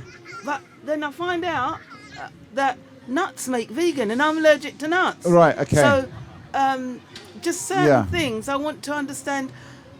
Yeah. The processing that goes into vegan food. Yeah. Like somebody said to me the other day, I had a vegan salmon. I said, what was in it? They said, I don't know. Okay. So it's like that is highly. It definitely wasn't a salmon. That's what we know. But it's highly, and I'm sort of challenging. Yeah. Yeah. That it's veganism to me, and maybe I'm wrong. It's highly processed. Isn't Okay. it? Yeah. Is all this stuff made in the factory? Calvin, I think that's one for you. Do you But know let's what? spread this out a bit Definitely, as well. I'll open it up even further. Anyone that is militant vegan, completely against them. I think veganism's became a whole political agenda at the minute, and it's shutting down a lot of farms, and you can go further out into that. So for me, when you said that, it doesn't agree with you, I completely agree with you. My partner is a meat eater through and through. Yeah. And how does that play out, though? I mean, easy, it's just to eat that, and I eat what I eat. It's not, and I think that's the thing where you've just asked, how does that play out? Because then that becomes a whole political agenda. Then because it's well, you shouldn't be doing this and you shouldn't be doing that. But you just eat what you. I eat what I But eat. does your partner ever give peas a chance? Yeah, of course. He eats a lot of the food that I eat, and I open them up. Yeah. Do you know what I mean? Yeah. But I think when you come from that place where you just said then, where it's a lot of the food's processed as well, which it is. A lot of the vegan food nowadays is a load of shite, and it's not good for your body. Okay. So actually, it's probably better eating foxes. Probably is better eating fox shit, actually. So so I think if you open it up even wider. Okay. Lots of interesting points here. George, did you want to come in on this? Go on, George. I'm agreeing with everything that the two kind of said. Like when it comes to dietary needs, whether it's by choice or your actual internal dietary requirements and stuff. Everyone, not one single person, is the same. So that's when it gets dangerous. When I think both sides of the fence, when someone could maybe say veganism is the way, but also veganism is not the answer. It's neither of those answers really, because everyone has their own individual needs, desires, especially when it comes to food and drink. Yeah, it's just I'm just a little bit concerned that television or media seems to be promoting it as a healthier way of living. Is it healthy? And yet all the processes, processed salmon. That's, it's like things that looks like bacon. Is it all very vegan factual bacon? and What is in it? But this is more processed food quibble rather than veganism. Okay. Well, I want to bring in Natalie, Maya, and Olivia. Have you got any views on this? Are you vegans? Do you think is it less healthy because it's all made in a factory in the Linda McCartney kind of empire? I mean, what do you think about it? Go on, give me a second. Just keep going. So I'm a pescatarian. So Okay. I don't know if that's kind of more towards the veganness side of it, it's but from a meat eater, definitely, Yeah. it's more towards it. But Yeah. I mean, is it a good thing? Is it more healthy? Do you think? What is it about? What is it? All this pesky pescatarianism about?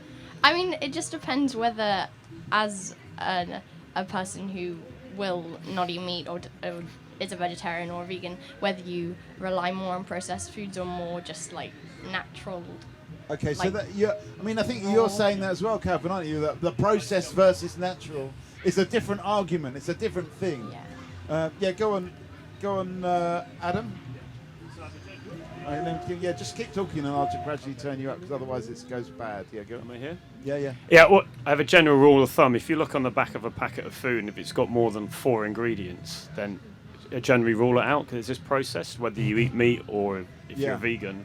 Yeah, it's just processed. So the with maximum soya, of stuff 4, like that. Yeah. 4 It's or like 5, the Beck's test. Yeah. If there's more than 4 ingredients, then it goes Chuck out. it out. Okay. What do other people think about that? Do they agree with this? Yeah, go on, Olivia. It's more about if you're a vegetarian or vegan. So some people say you have to get like iron shots. So it's not necessarily about being healthy, but you might not get all your nutrients. And also, it's not just vegan food that's very processed. It's also all foods as well, like most foods, because there's Can you give us an example of a non-vegan processed foods? It's not really. It's not really processed. It's just lies about the. Like in sugary products, it's lies about how much sugar there is because it's not good. It doesn't look good on. Okay. What products have got a lot of sugar in? I love sugar. Chocolate, maybe. Yeah, chocolate. Okay. Sourdough bread. What's that? Sourdough bread. Sourdough bread's got sugar in it. Yeah.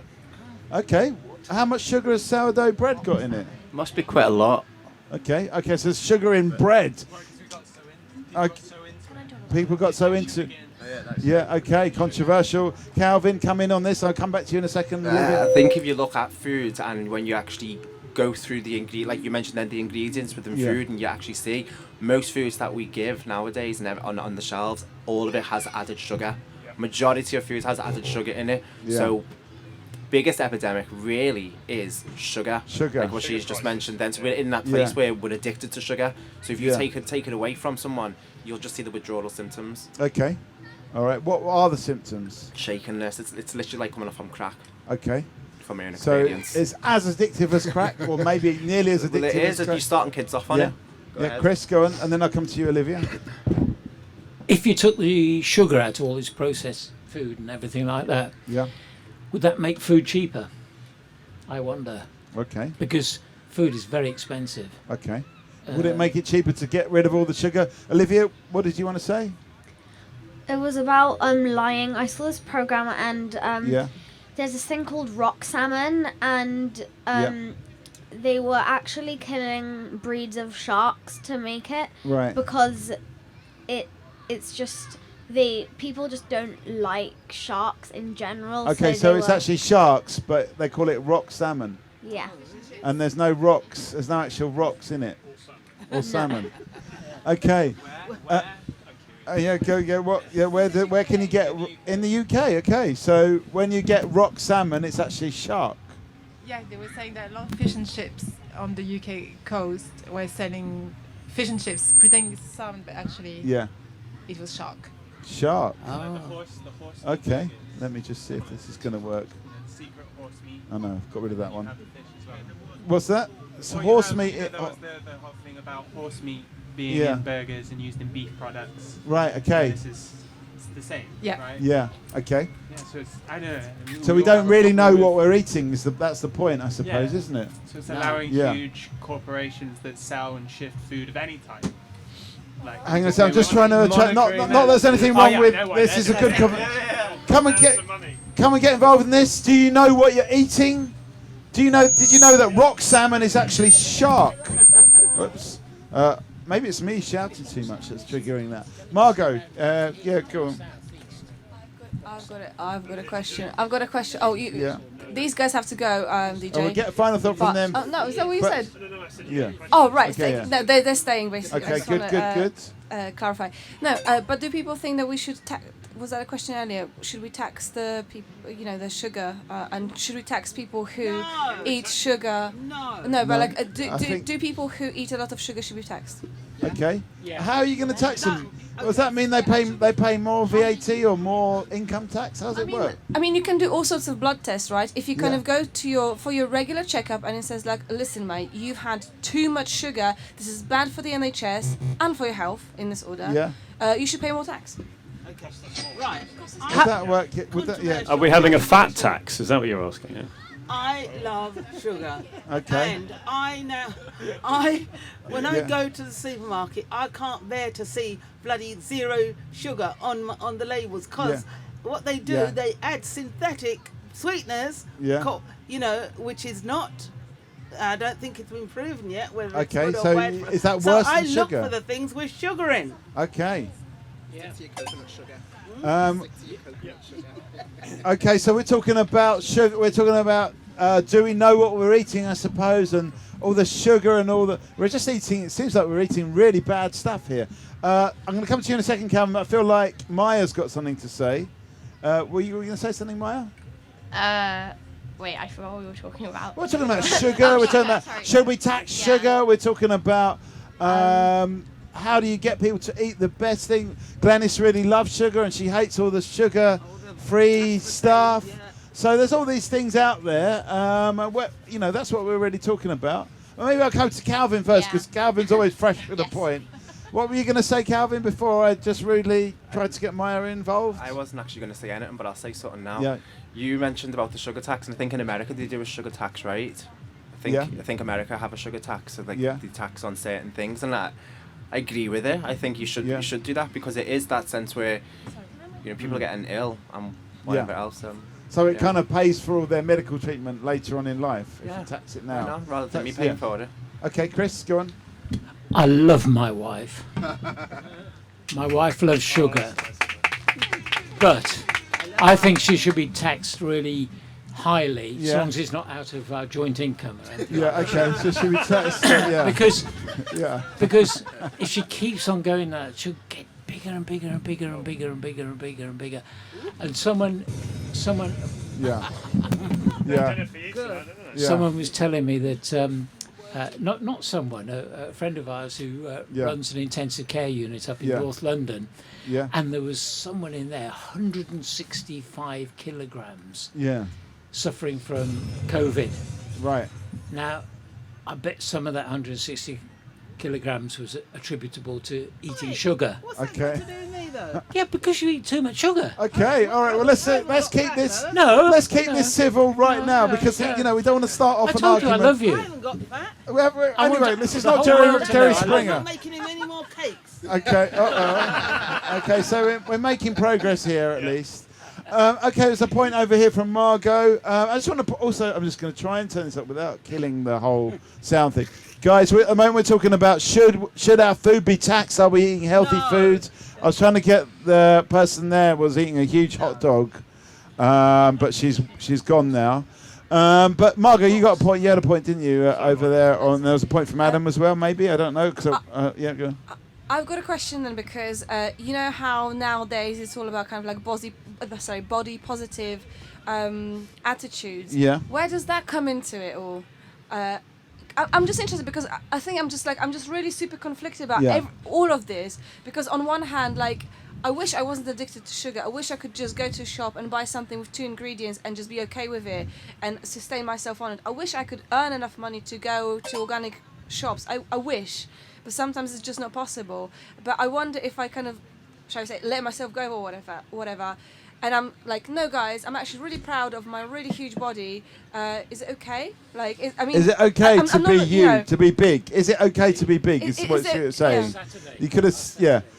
Is it okay to be big? That's the question. I just want to bring Louise in because she's been sitting here for ages, and I almost feel like she might be sitting in the kind of blind spot for me anyway, for deliberately. But let's bring you any thoughts on any of these things about we're talking about. Do you think sugar should be taxed? Are we eating healthy food? And this man here as well is just standing here. Can we get involved in this? Are we eating the right foods? I'll keep an eye on it. Don't worry. I'm good. But Louise, there's a lot of stuff being said. What were you asking me specifically? Well, what do you think? It's tax on sugar? Is it okay to be big? Is it okay to be 165 kilos? I mean, who am I to say whether it's okay or not? They just are, isn't it? Yeah. So it's just there. Back to the independence question in a way, isn't it? But I think veganism stuff. I think it is. I think it's okay to be big as long as you're healthy. Because some people. Yeah. Okay, it's okay to be big if you're. Athletes are big, but they're healthy. Okay. Okay, we've got some new faces to the table, so let's just say we've got Larisse, we've got Margot, we've got Andy, we've got Adam, we've got Glennis, we've got Calvin, we've got Chris, we've got Natalie and Maya and Olivia. My name's Mikey. Let's just get these names. What's your name? Come on. We've heard it before, but let's just recap. What's your names for the other? Luca and Ben and Pablo and Buddy. At the moment we're talking about, is it okay to be big? Is it okay to eat loads of sugar? Even if you get huge, sugar's good for you. Should sweets be taxed?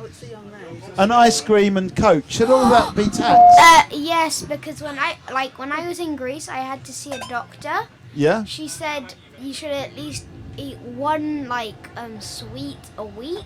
One sweet a week. Sweets should be for free. But holidays don't count. Okay, can it be like a really huge Easter egg that's this big? Okay, buddy, what do you think? Do you think you should eat one sweet a week? Is that a good amount? 1,000,000,000 quadrillion, and I think they should be free because sugar is expensive. Okay. But then sweets are sugar, but they're like. Yeah. Okay. Sweets. So you think all the sugar you could possibly eat? Yes, exactly. Okay. I just. Yeah, just. Yes, because I had an ice cream that's very overly priced because it's like £50. I mean. It's a rip-off. Yes. Okay. So more sugar, okay. So this is we're seeing the effects of sugar here. All we need to do is look at Buddy's teeth, and then we can basically. My thingies are sweet. Okay, so sweet. My teeth are fine. Okay, your teeth are fine. Okay, Don't worry, my teeth are fine. I eat a billion a day. Camera. Okay, all right. So we're talking about sugar. Maybe sugar's okay. These guys are saying sugar's okay. Sugar. Chris has got a point over here. I'm just going to turn down that one. And yeah, Chris, what's your point? I just want to pick up on. I want to pick up on what Margot was saying about body positive. Yeah. There was a fantastic event in the park, in Victoria Park, 2 Saturdays ago, and it was a world naked bike ride. Okay. And they started from here. I saw you. You were leading it, weren't you? Yeah. Oh my God. Okay. Sorry, I didn't notice any faces. Sorry. But it was all about body positive. Yeah. And cheers to them. We Fantastic. Went to cheer them on Really because Okay. and I thought, good on you. I wished I had the guts to. Yeah, okay. Okay, so we're talking about. But there wasn't any 163 kilogram person there. Okay. Because Yeah. they'd be dead. Okay. So we're talking about naked bike riding and being. Just explain. Okay. I mean, what do you think about body positive? Do you know what that is, Luca? Ben? It's fine if you're fat. Okay. What did he say? Okay, so we're talking about naked cycling right now. Has anyone done naked cycling? Naked cycling for the I've done cycling on those shirts. Okay. Has anyone done naked cycling here? No? Only pants. Okay. Okay, you've done it. Adam, come in and tell us about. You've done it. You've done cycling with just a pair of pants. Yeah, it's a bit uncomfortable, but you get used to it. Okay, yeah. so it's quite hard to do naked cycling. So none of us here would do naked cycling. Is that because you would? You would. You would. Give it. Okay, so you would have at least keep your feet warm. I can relate to that. I've been to a naked beach before. Yeah. Naked. Okay, and what's that like? Quite liberating. Yeah. Okay, so we're talking about getting naked. Who here would get naked and go to a naked? Not right now because I would get sacked. But if we stood outside the tent. Yeah, you could do it outside the tent. That would be. It might be a bit. If you did it here, it might be a bit intense. But Calvin, have you got a point about this? We're talking about getting naked, maybe naked cycling or naked bathing. I love getting naked, to be honest. Yeah. I was in Mallorca last week, actually, sunbathing naked, so I Yeah. enjoyed that. But going back to what she said about body positivity, Yeah. it depends. I suppose it depends. I think we're Yeah. enabling a lot of this kind of keep getting fat, it's fine. Keep eating what you're eating, it's fine. Okay. I think we're enabling that, and then when it gets to a point where we keep enabling it, then Yeah. we're just part of the problem. So there is a point where you are unhealthy. I don't believe that there's a fat person that's completely happy with themselves. I've got a lot of fat friends and they're Okay. not happy with themselves, and it's about accepting where they're at first and then moving forward. But people who are fat are not happy, and I'll take Okay, that now. people who are fat are not happy. Okay, all right. What do other people think about that? We've got a new face to the table as well. Tell us your Hang on, name. the people in Jamaica who are fat are quite happy. I'll take that back. Okay. In Jamaica, they're. In Jamaica, I tell you what. Have they got a different attitude to fat? Do you know, it's absolutely wonderful. When I go to Jamaica, you get breastfeeding mothers. We're sitting here like here, and it's not a problem just to feed the baby. You don't see any man going, or you don't see, and there's no shirking of it. It's just there. It's your body. In Jamaica, they come out, they put on their bra to go shopping down to the market. They come in, they take it off, put on their t-shirt or whatever, and it's like there is nothing negative. I've never heard a negative thing from a male about a woman's body. It's just, it seems just liberating. Okay, so there's a different culture of bodies in it's Jamaica. wonderful. Can we learn from Jamaica? We've got a new face over here, so let's just get a name. You don't have to come in straight away, but we'll just get your name. And let me turn you up a bit more. My name is Gary. Okay, we have to turn it up a little bit now because we've got the band playing. So Gary, we've got Andy, we've got Adam, we've got Luca, we've got Pablo, we've got Ben, we've got Buddy, we've got Dennis, we've got Calvin, we've got Chris, and we have got Maya. What happened to? And I'm Mikey.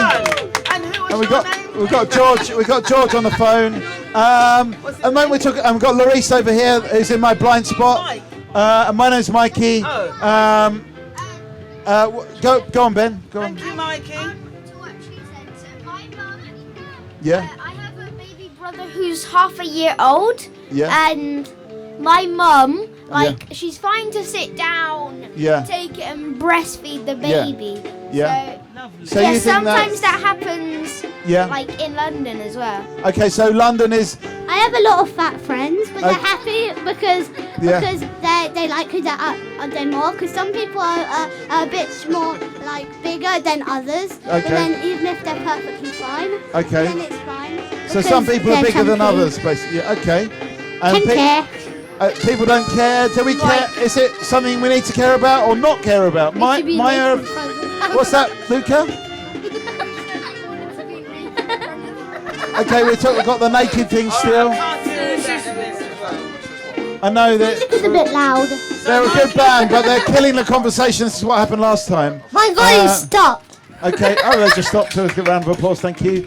Right, so Maya, do you have anything to say about this? I mean, the cough. I was gonna say you should try and get them to get on the band people to get on here. I didn't know. The band. Do you want to talk to the band? King Theatre. Or just play music? No, you know. Yeah. Yeah. Last one. Yeah. Last one from me. Yeah. To pick up on a topic these kids were mentioning, that Yeah. the friends are happy. So to start a new conversation, what is happiness? I'd like to know what happiness Okay, is. we've got this. Hang on, because we've got this technique on Talkaoke. It's called turning the mirror. And when someone asks a controversial question like that, we ask them to give their own answer first. So Calvin, tell us, what is happiness for you? And then we're going to go on to the younger table here, table 2. So give us an answer first, and then we're going to come back to you. What's happiness? For me, it's a state of mind, and it's a state of being. So it's not a place or a thing or an external thing. It's a internal thing for me. Okay. And not listening to them play at the Come minute. to me. It's not happiness. Okay, what is happiness? Let's go around the table on this one. Maybe we'll go to you, Glennis. What's happiness? Happiness is being in a wonderful, loving marriage with my wonderful husband. I didn't know you had 2 husbands. No, just one. Okay, I found him late in life, and I'm truly happy. Okay, that's fantastic. That's great stuff. We're talking about happiness. Let's go on to table 2. What's your view on happiness? Whoa, whoops. Yeah, go on. Yeah. I think happiness. Well, firstly, I need a dictionary, but so happiness is a state of being you could go in like when you feel truly like at peace and stuff. Yeah. Okay. Nice people. Okay. Yeah. Does it work? Okay, go on. Tell us. Come on, buddy. I think happiness is something where you can't make unless you have a lot of money. Okay, so it's about. Wait, I haven't finished. Yeah. But then it's if you can't at the same time because you have to have friends. But then friends are hard to get because I like friends. Okay, so you need money and you need friends to be happy. Friends. Yeah. Okay, let's go over to Pablo. Less screaming, please. Pablo, what is happiness? Happiness is a feeling you can feel most of the times when you play with friends or... Yeah. So it's more of a feeling for you. When you're out playing with friends, you're feeling happy. The best way to be happy is to be happy. To be happy. The best way to be happy is, I repeat, to be happy. Okay, all right. Okay, let's move on to Luca. Luca, what is happiness for you? Happiness for me is... Oh, thank God. Yeah, happiness is? Yeah, go on, feeling more happy now. Happiness. Yeah. Like Foddy was saying, if you have money, you can be happy because you can get what you want. Okay, so money makes you happy. Okay, let's move on. Let's move on to Adam. Yeah, it wasn't finished. Oh, you haven't finished yet. Okay, no, we're going to move on to Adam. Come on, yeah. We'll come back to you a bit later on, yeah. Okay. Got me? Yeah. It's a cold beer, warm sun, and nice music. Okay. And a hot woman. Okay, Andy, hit us with happiness. What's happiness for you? I would say happiness for me is Scottish independence. Only joking. No, I'm joking. I'm not up for it at all. But apart from my wife and my new baby en route, that'll be my first baby en route. So that's it. Cheers. Okay, let's move on to Larice. Let's try this one, Larice. We'll try it again. Maybe it's going to work, but let's just be patient here. Go and give us a sound check on that one. 1, 2. Oh. Yeah. Maybe hold it a bit closer. What is happiness for you? I feel like there's been so many good answers, so it's what everyone else has said. That's my answer. A combination of all those things? A combination. Who had the best answer, do you think? I've forgotten your name in the green top. Ben, yeah. Peace. Peace. Yeah, being at peace. Okay, all right, let's go over here. Happiness? I think happiness would be to be forever like in good health, young, and I don't know. Yeah, okay, so good health. And young. Good young, health, old, young and old heart, but young. at heart, and yeah, money. Okay, so money. We're hearing a lot about money. I don't like it, but I think it's necessary to be happy. Okay, I wish I wasn't. Maya, come in. What's happiness for you? Let's find out what Maya's got. So Maya, what's happiness for you? I think just self-acceptance and also being accepted by other people.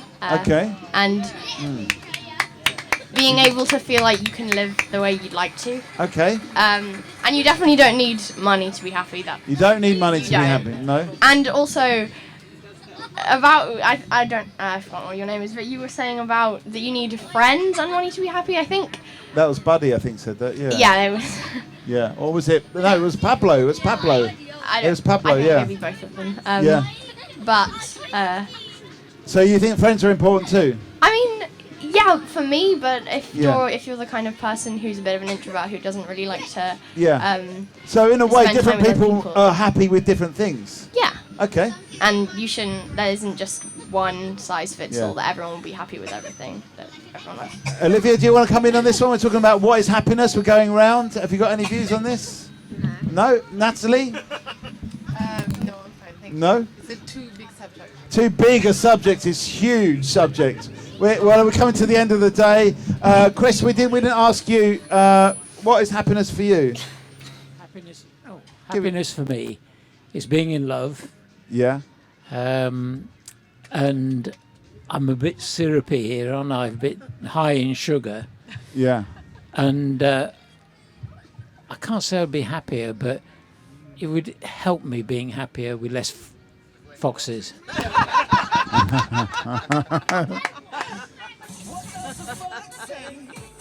Okay. Anyway, okay, so with that, well, Calvin is the fox. We've found that out already. Where do we want to go with this? Do we want to talk about this? This. Okay, hang on. Andy, Adam, we want a final thought from you before you go. Okay, well, then I think this. Hang on, everybody. We want to get final thought from everybody, and then I'm going to have a break. I might go and get a Mars bar or something like that, because all this sugar chat. Yeah, okay. We're going to carry on for sure, but Andy, give us a final thought. Adam, give us a final thought. Glenys, Chris, give us a final thought. You're staying here. You're not giving us a final thought. Andy, give us a final thought. Yeah, go on. Okay, Adam.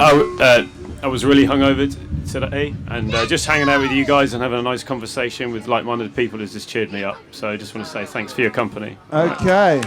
The beers helped as well, by the way. I would absolutely agree with that. My head was fuzzy when I arrived here, but now it's nice and clear. And thank you all as well. Cheers. Okay.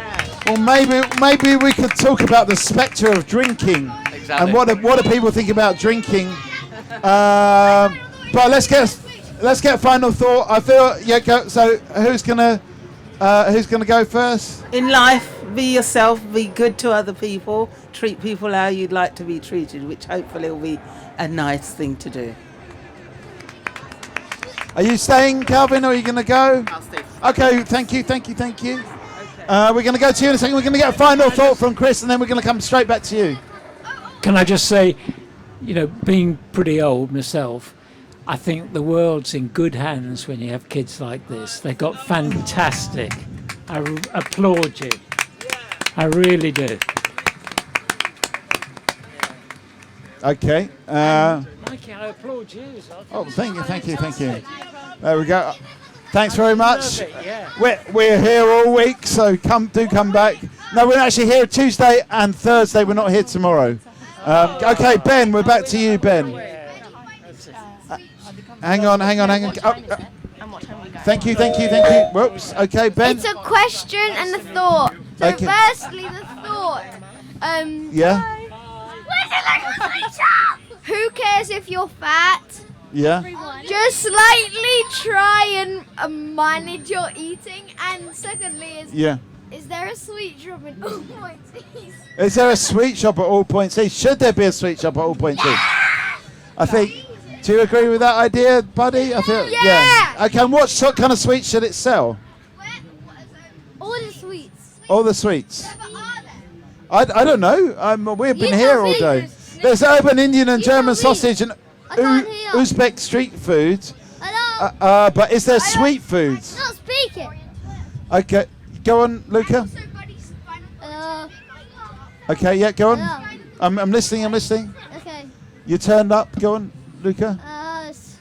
So you should buy sweets no matter what. Okay. Sweets, no matter what, whether they're taxed or not. No matter if they're £10,000 or not. Okay, so they're worth it. It doesn't matter how much you pay for it. Maybe we should have a sweet shop here and that could pay for the whole festival. Yeah, and you should pay for. Yeah. Yeah, boys. You should buy it for all of your money. Okay. Yeah, boys. Okay. So definitely up for the sweet shops. What do you think on this side? Should there be a sweet shop at All Points East? Yeah, boys. I'm coming over to this side. The whole point. It's a back and forth thing here. Yeah, go on. Yeah. Yeah, Sure. it should be a sweet shop. Yeah. Okay, you don't think it's given an unhealthy sort of image to All Points East?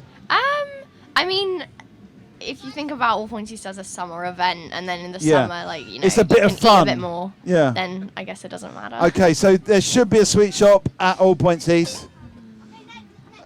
Okay, hang on. One at a time. Pablo, talk to me. What's your point?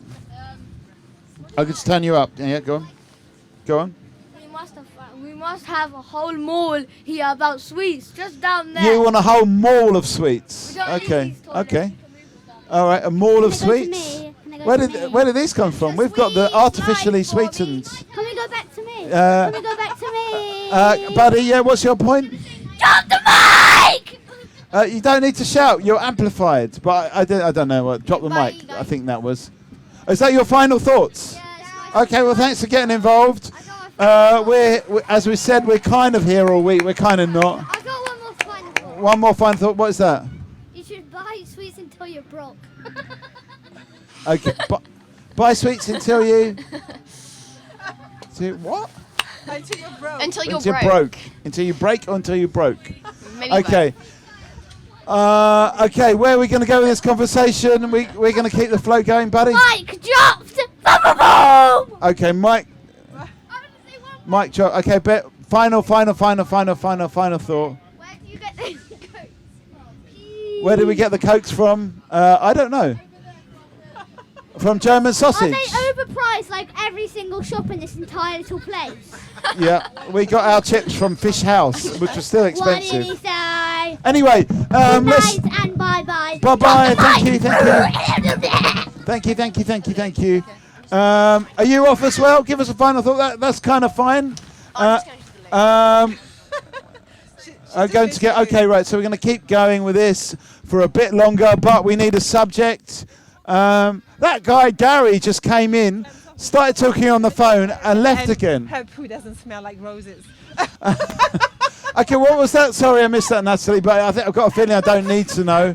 Anyway, where are we going to go with this conversation? The whole point of Talkaoke is up to you. It's not up to me. It makes it easier for me. What do we want to talk about? We've got some fresh blood coming through. Let's give them a round of applause. We have got Margot, we've got Larice, we've got Calvin, we've got Natalie and Olivia. Can you call James over there? Oops, please? what's that? Can you call James to join in? You can call him. I'll turn everything else down. James, do you want to join in? You're very welcome to. Everyone's welcome here. Anyway, we've got some new faces, so let's get names. My name's Mikey, and as I said, Larice, Calvin, Natalie, Olivia. Tell us your name over here. What's your name? Let me just turn you up again. Go and say again. Ethan. And what's your name? Joe, welcome. We'll just give you a round of applause. I'll just fill you in on what we've been talking about. There's been lots of big subjects on the table. We started off talking about independence because it's the 50th anniversary of Bangladesh's independence. Then we talked about what does it mean to be independent. Yeah, you got something? Okay, well let me just do the. Sorry, I messed that up. Let me do the. So then after talking about independence, what did we talk about? We talked about veganism. Oh, foxes. That's right. We had a man who said if he was the kind of Lord of Hackney, he would kill all the foxes. And we heard what the fox said. That was Calvin, who's actually a fox, believe it or not. And then, so we heard about veganism. We talked about veganism, and we talked about diet, and we talked about what you eat and taxing sugar and body positivity. Then we talked about what does it mean to be happy. Then we went back to sugar and sweets, and should there be a whole mall of sweet shops here at All Points East? I think it was where we and yeah. Cheap sweets should it be a festival of cheap sweets? I have a new subject. You've got a new subject. Excellent. We need that. Yes. I want to hear your views. Yeah. I would like smoking to be banned on outdoor tables because I, Yeah. as a mother with 2 children, Yeah. when I go day and Yeah. I waiting for the summer to be able to have a meal outside, I can't because Yeah. smokers have priority over me as a non-smoker. Yeah. And Okay, so I you're have to- getting passive smoke. and yes, and I have to eat my meal with smelling the smoke of people smoking, and Okay. that do my children. And don't find that fair Okay, at so all. you think smoking should be banned everywhere or just in restaurants and bars? In restaurants, outdoor sitting. Just in restaurants. Okay, I what? think when you have a lunch, you shouldn't have to put up with people smoking. All right, so let's ban smoking in restaurants and places where people eat that aren't restaurants. I don't know what that is, but anyway, come and get involved in this. This is Talkaoke. It's a freeform talk show. Right now, we're talking about smoking. Have we got any smokers around the table? Margot, you've got a point over here. Yeah, go on.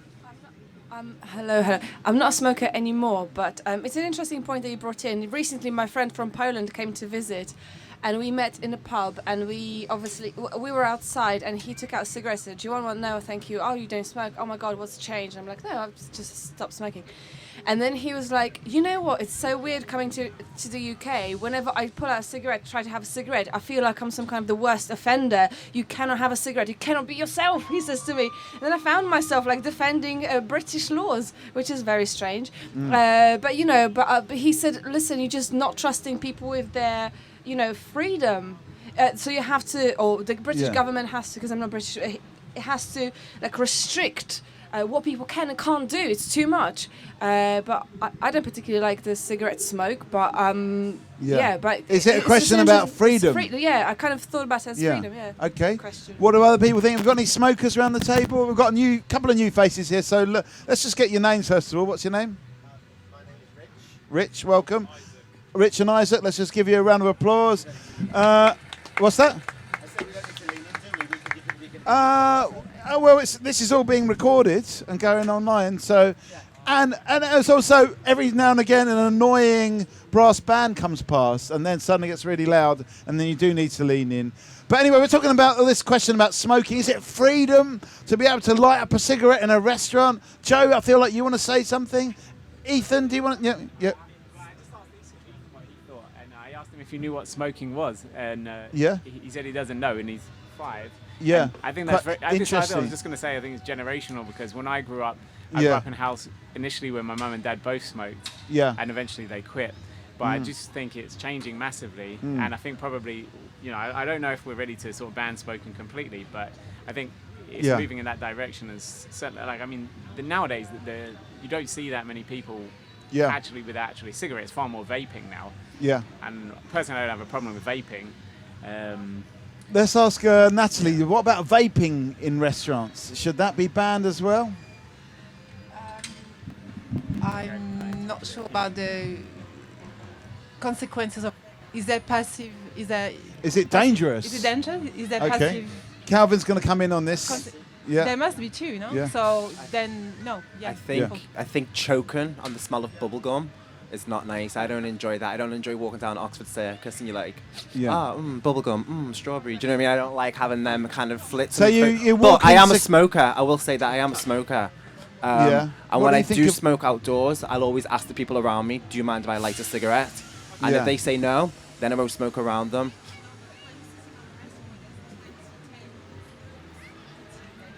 Lunch. You're not going to ask the 20 tables if whether they mind. Did you ask 20 tables? I don't ask 20 tables. I ask the people that are around me. Okay. Those things smoke travels. Okay. It does. Can you try like smoking into a bag or something like that? Either smoke down. A little smoke down, but personally. Maybe you could just work out where it is, where downwind is. Do you know what I mean? Yeah. Would that work? Let's bring in. I'm going to bring in Ethan. I think there's a point from Ethan. Was there a point from you, Ethan? What did you want to say? Nothing. Okay. I asked him if he wanted it, if he thought smoking was good or not, and he said, "What did he say?" He said no because it might make you ill. Okay, mate. Smoking might make you ill. Isaac, have you got a point there? What do you think about smoking? Do you know what smoking is? I'm never. Yeah. I'm not. Okay. I'm never going to do it myself, but. Yeah. If my mates do it, then. Yeah. I mean, what do you think? Does it disturb you when you're eating? No. Should it be banned in restaurants? It's annoying. I whenever I go to a restaurant or a pub, I'll move the where you put out the cigarettes onto another table. So I don't like the smell or anything. But yeah, I'm not that fussed. Is it a question of freedom that people should have the freedom to be able to smoke? Yeah, I suppose so. Yeah. Okay. Okay, jump in. What's it? Get Jerry. Rich. Sorry. So okay, so I've historically I was a bit of a selective smoker. Yeah. I love the fact. What does that mean? Only certain brands? No, it's too much to share within this company. Okay, right. It's not decriminalised as yet. Yeah. Okay. So my personal opinion is that one, you can't really justify smoking because it kills you. People make millions of dollars off it. Yeah. It's about 4 points, I think, quick short ones. Two, I love the fact that my daughter would come up to me and say, "Daddy, why would you smoke? You're going to die," crying, thinking good socialisation on the school's part because, you know, that's why not That didn't come from you. It's only a bunch of people making a shitload of money. Yeah. And I think that whole argument about personal freedom is entirely lame because if it's at the expense of other people's health or whatever, who's about for it's like anti-vaxxers or whatever. You know, it's not about freedom; it's about the greater good for people. Okay, but is there a balance? There is a balance, but there can be designated places that I go to smoke that aren't there. But equally, I do, and if it's not legislated for, I get the fact that a business needs to allow smoking on outdoor tables because otherwise it will lose them revenue. So it needs to be dictated to the From business the top. in order to not. I mean, what about this? I mean, you talked about anti-vaxxers. Should there be a designated anti-vaxxer areas in the festival? Yeah, in their own home. They can just stay at home. Okay, just in your own home. Can't you just have an anti-vax festival? Yeah, anyway, I don't know. I guess the point I'm trying to make is that wouldn't it be great if we could all just embrace the facts, like smoking gives you cancer and vaccines help you not get stuff, and act in a way that is for the greater good for the most people. Okay, so we need to think more about the greater good. Just basically the message. Just respect other people and act in a way that protects life. Okay, protect life. Okay, so some strong messages there. So I'm just going to quickly get some names because we've got a couple of new old faces coming back. I'm just going to quickly do it because we know everyone's name. So we've got Olivia, we've got Maya, we've got Natalie, we've got Rich, we've got Isaac, we've got Calvin, we've got George, and Larice and Justin. It's better than all my teachers. And Margot and Cameron. When we're talking about smoking and should smoking be banned, not banned. But also there's a little bit of a slippage into the anti-vax question and the greater good as well. So there's some of these things like, should you have designated smoking areas? And this is my one really, designated anti-vax, because I think it's kind of funny way of looking at it. Designated anti-vaxxing areas. Was there a point over here that I see a flick? Yeah. I was just. Yeah, go on. I was just saying how you're better at names than the supply teachers who still don't know your name by the end of the lesson. Oh yeah, my name's Mikey. Yeah. Whoa, sorry about this. Okay, yeah. So, any thoughts about the freedom to smoke, and what about the vaccine thing? Any thoughts about that? Greater goods? Smoking is bad. Yeah. It's just, it's selfish as well because you're. Like I know it's been said, but it doesn't just affect you; it affects other people. Okay, so it's a selfish act. Okay, interesting. George, go on. I'll turn you up. Yeah. That's be my final thought. But I agree. But also, what you have to remember when talking about things that are an addictive substance, that selfish element of it isn't the entire picture. Yeah. So it's an addiction as well. Yeah. Yeah, I don't believe that. People are singularly responsible for things that they do. There are other elements that could be even inherited trauma or inherited things through family members, non-family members. So many things can be a reason as to why those things start. That's watertight. That's watertight. Okay. Yeah. Okay. So I think you're getting a lot of agreement there. You said it's just kind of recognizing that thing. Yeah. That's my final thought. Goodbye. Okay. Well, thanks very much for joining us. We'll give you another round of applause for that. I feel like Calvin, you wanted to chime in there as well, didn't you? Yeah, I think a little bit like off what he's just said then around it, like being an addiction and everything else, and kind of coming off from like the anti-vax. There's a lot of stuff that's going on there. Yeah. I'm a recovered addict, so that that's something that part of my. But we do, but we need to have compassion rather than empathy, because it's not for me to take on someone else's stuff. But when it comes to the fact of personal choice, which I agree with, and you mentioned then, which is people that are smoking around, that's damaging and it's harming other people. So actually it can be quite selfish, and again with whatever addiction that might be, if it's harming other people, it's coming from a selfish place. But then if we want to talk about anti-vaxxers and then people that are, I'm not an anti-vaxxer per se, I'm just someone that's saying I don't want to take the vaccine at the moment. And again, I've used my life to eat healthily and to make the right choices and everything else, and I'm not going to take a vaccine in order for me to just eat and be able to have a pint and get on a plane. So there's a lot of reasons of why people are being vaccinated, either because they're being told to, or because they're feeling feared into it, or this kind of thing which you just mentioned then, which is empathy, which is do for the greater good. But there's a lot of other things that we could be doing before that for the greater good, but we've never done that before. So why now in 2020 we're all going, let's all do for the greater good? Okay. Why not? Okay, Margot, you got a point over here? Yeah, I'm interested in this idea of doing things which are good for you. I think austerity is not good for us, but people vote for Tories and that kind of stuff. And I think it's just like, I mean, I think it's, in general, it's an interesting question, like what we consider being a greater good, and and when do we start considering and we don't necessarily, in a way, I get the feeling everyone's got from what people have said so far, the greater good in mind, but it's a different greater goods. So how do we figure that one out as well? If our greater goods, go on, Rich. Go. I'd say this Fox guy here. There's nothing he said that I can't utterly agree with. So for me, it's like having the debate and dealing with people that are rational and thoughtful. Like, I feel like we can definitely be mates, even if like we have differing opinions on things.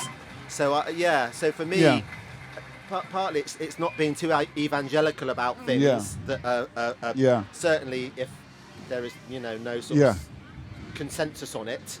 But equally, I'm all. You can't argue against the greater good thing, and you can't really argue against the respect for people and trying to have empathy and compassion. So, I mean, that's an interesting point.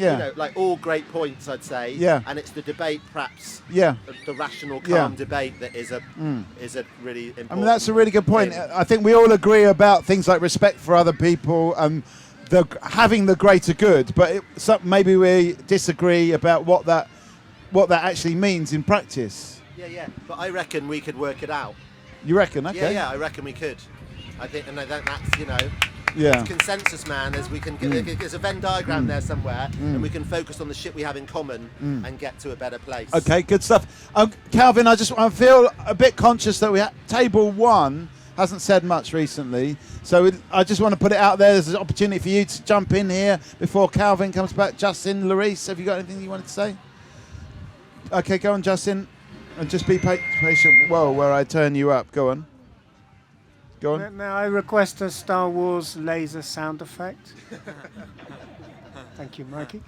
But presumably you don't have a COVID pass, so they made you take a test when you came in here. Did you have any objections to that? No, because I've been travelling as well, so I've been paying a shitload of money for tests at the minute. So no, I didn't have a problem with doing a test and having that. And I think, you mentioned just then, like my partner and I, we completely think completely different. He's double vaxxed. He's a Trump supporter. He's a Tory. He's everything that I am not. And I think, but have you got more in common with Rich, or? But the thing is, it's that's him. You know what I mean? That's what his thing is. That doesn't mean that it represents me as a person. And I think, again, when we get into this whole, and again, the anti-vax and vaccinated, it comes into this whole thing, which is identity politics. Again, when I mentioned before, I didn't say I was vegan. I said I ate vegan because I'm not vegan, because then that puts a political. So it's a label. Thing. So it's a label. So when we do it like that, we kind of, we push away from people. And then he's just mentioned then us having this debate and having this conversation, it allows us actually to move past these borders and all these kind of things that we put up against each other. But no, I'm not asked about sticking something at the back of my throat, which is just I've had worse things at the back of my throat than a swab, so I'm happy. Okay. Okay, so where do we want to go with this? Well, it's up to you, really, whether you want to take this conversation. A lot of different hanging threads here. We could talk about, is there something on this table? Yep, go on. Natalie? I haven't been vaccinated either. Yeah. And there is a big difference between doing a test and having a vaccine. So yeah. I mean, do you feel like there is, because we're talking, there's one kind of way we could take this conversation, which is about, Rich's point about what have we got in common, actually. And do you feel like that this whole kind of vaccine thing is a little bit divisive in terms of, like, you're either vax or anti-vax? Is it like something... Again, I agree. I'm not saying I'm anti-vax. I'm just saying that I don't want to take the vaccine right now because I don't think there's been enough trials and studies on it for me to put that under my skin. Okay, so sorry about that. So it's more about gaining the knowledge and not anti-vax. Is that just a term though that vaccinated people use? Okay, I'm going to come to you in a sec. No, okay, Maya. Larice, go on. I think this whole talk about like vaccinations and anti-vaxxers is very interesting, and I think in the media there's a lot of kind of divisive language, and it's very much people are very critical of either side and kind of putting people in two groups. If you're like a pro-vaxxer or whatever, or you're anti-vaxxer, and that's not the case. There's always a lot of nuance. Like yourself, it's not necessarily someone's anti-vax and they think that vaccines are bad, or someone's completely pro-vaccine. Some people's for health reasons, some people they need more, more studies. There's loads of different things. So I think people should be careful in like grouping people and being divisive and very kind of critical and pointing fingers. But where is this coming from? Because to be honest, we do hear a lot about this on Talkaoke, and it all does tend to be, like this two camps thing. So what is kind of like actually dividing the opinion rather than sort of, doing the thing that Rich was talking about, which is finding the commonalities? I love to blame the government for most things, so I'm going to say the government. Going to say politicians, and then I'll add a bit of media to that as well. All right, go on then, Kelvin. Hello. I disagree that, we put it down to the government. I think we live in this world where we tell everything to everyone and everything. We put everything out on social media, and actually us, voting for Tory or Conservative, because Tory or Labour, whatever, that should be between me and a ballot box. That shouldn't be between me and the whole of social media. So we've created this whole place where I'm doing this, so then if you're doing that, then I'm with you. So we've created these polarities where it's like, well, I'm part of this group and you're part of that group, so we no longer should be speaking to each other. Where actually, me being vaccinated, you shouldn't need to know that, and I shouldn't have to be walking around with a sticker saying I've been vaccinated or I've had my jab, because that's all part of a thing which is, well, I'm better than you. So I'd rather stick to my private life and keep to that and not tell the whole of social media what I'm doing. Okay. All right, go on, Olivia. Yep, go on. It's kind of different, but about saying that you're like vaccinated or something. There's these badges that say baby on board, and I don't think there's a reason. There's no point. It won't do anything. What's going on with the baby on? It's not that. It's just telling everyone what you have done, because it doesn't really change anything. Okay, so it's a bit like that. Okay, you're going, Rich. Yeah. Have you got a baby on board sign on your car? First thing, two things. I'm 100% with you on the baby on board thing. I judge people with a baby on board, thinking I'm not a maniac driver. I'm not going to change. I might drive slightly closer to squint to read your thing and therefore be more of a dangerous driver. Yeah. But unless you're dealing, if you're like a crack or a heroin dealer, then fair enough. Yeah. Because it puts people off the scent. I get that there's a logical reason then. Yeah. But not if you've got a baby on board. Yeah. But what I was going to say to the other point is that, so I think I tell myself that I'm some sort of right-on, caring, sharing, person with empathy and compassion. Yeah. So so then one has to try and live up to it, which is more of a challenge than whatever. So on the anti-vax thing, for example, I want to say, people that aren't getting treated for cancer because you didn't have a vaccine, you get it, and then you have to go to hospital, and they're dying of cancer, and it's sort of your fault for not being vaccinated.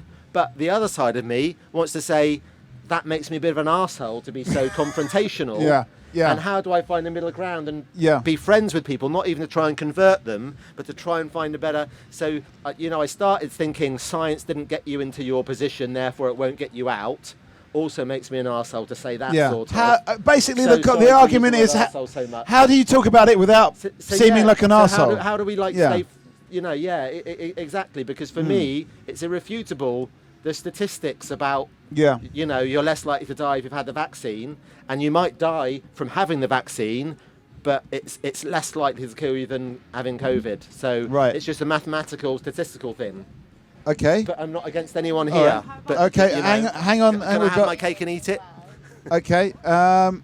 You should have come to our event last Saturday where we had free cake.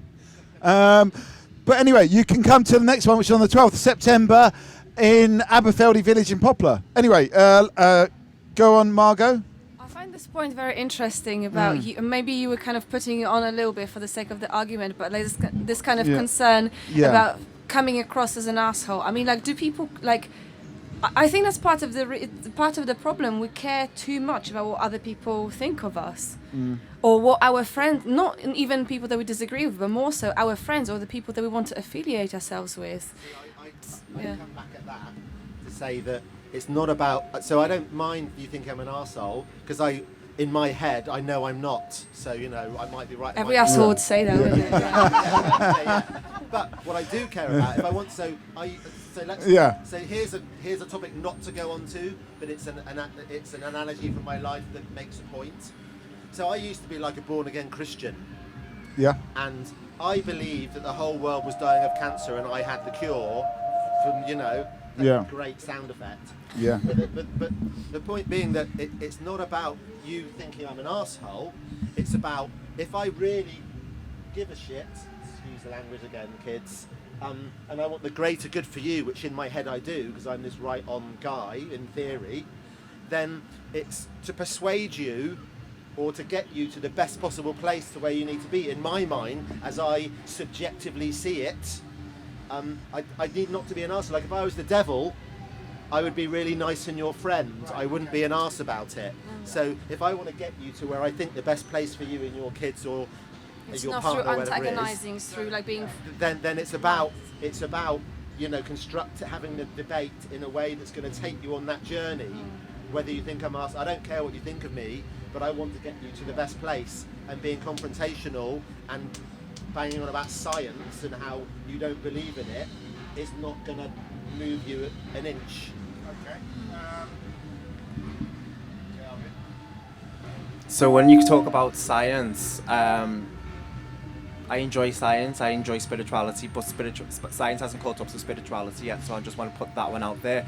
But when I like this because there's a common thing that people always do, which is people are dying of cancer, and because you're not doing this, then they're going to die. And unfortunately, people die. And actually, before 2020, if we were getting the statistics of how many people die a year, we'd all soon be scared. If we've seen how many people die from depression, how many people die from suicide every single year, we would be scared. And I know more people that died from suicide during the past year than I do of COVID. So for me, my main thing is get out and socialise and be with people, because that's the things that are going to keep us healthy, not sticking a vaccine in our arms. That's my personal thing, which is, connecting with nature, doing the things that make you feel good. Because when we're in a place of fear and we're in this kind of tensed up place, that's when we're prone to get sick. That's the most place when we're going to get ill. So if we're constantly sitting there watching the news and reading these things and we're in this place going, oh my God, it's all my fault and I should be doing this and I should be being a productive society member. That is a great comeback. I don't want to okay, but there's also this thing about statistics as well that you mentioned, Rich. We've got a couple of points over here from table one. I always want to bring table one in a bit more, so go on, Larisse. I'm not saying that I agree or disagree with anyone's point, but I did want to say, scientifically, it is true that when you are more stressed, you have more cortisol in your body, a hormone which means it does weaken your immune system. So that is true.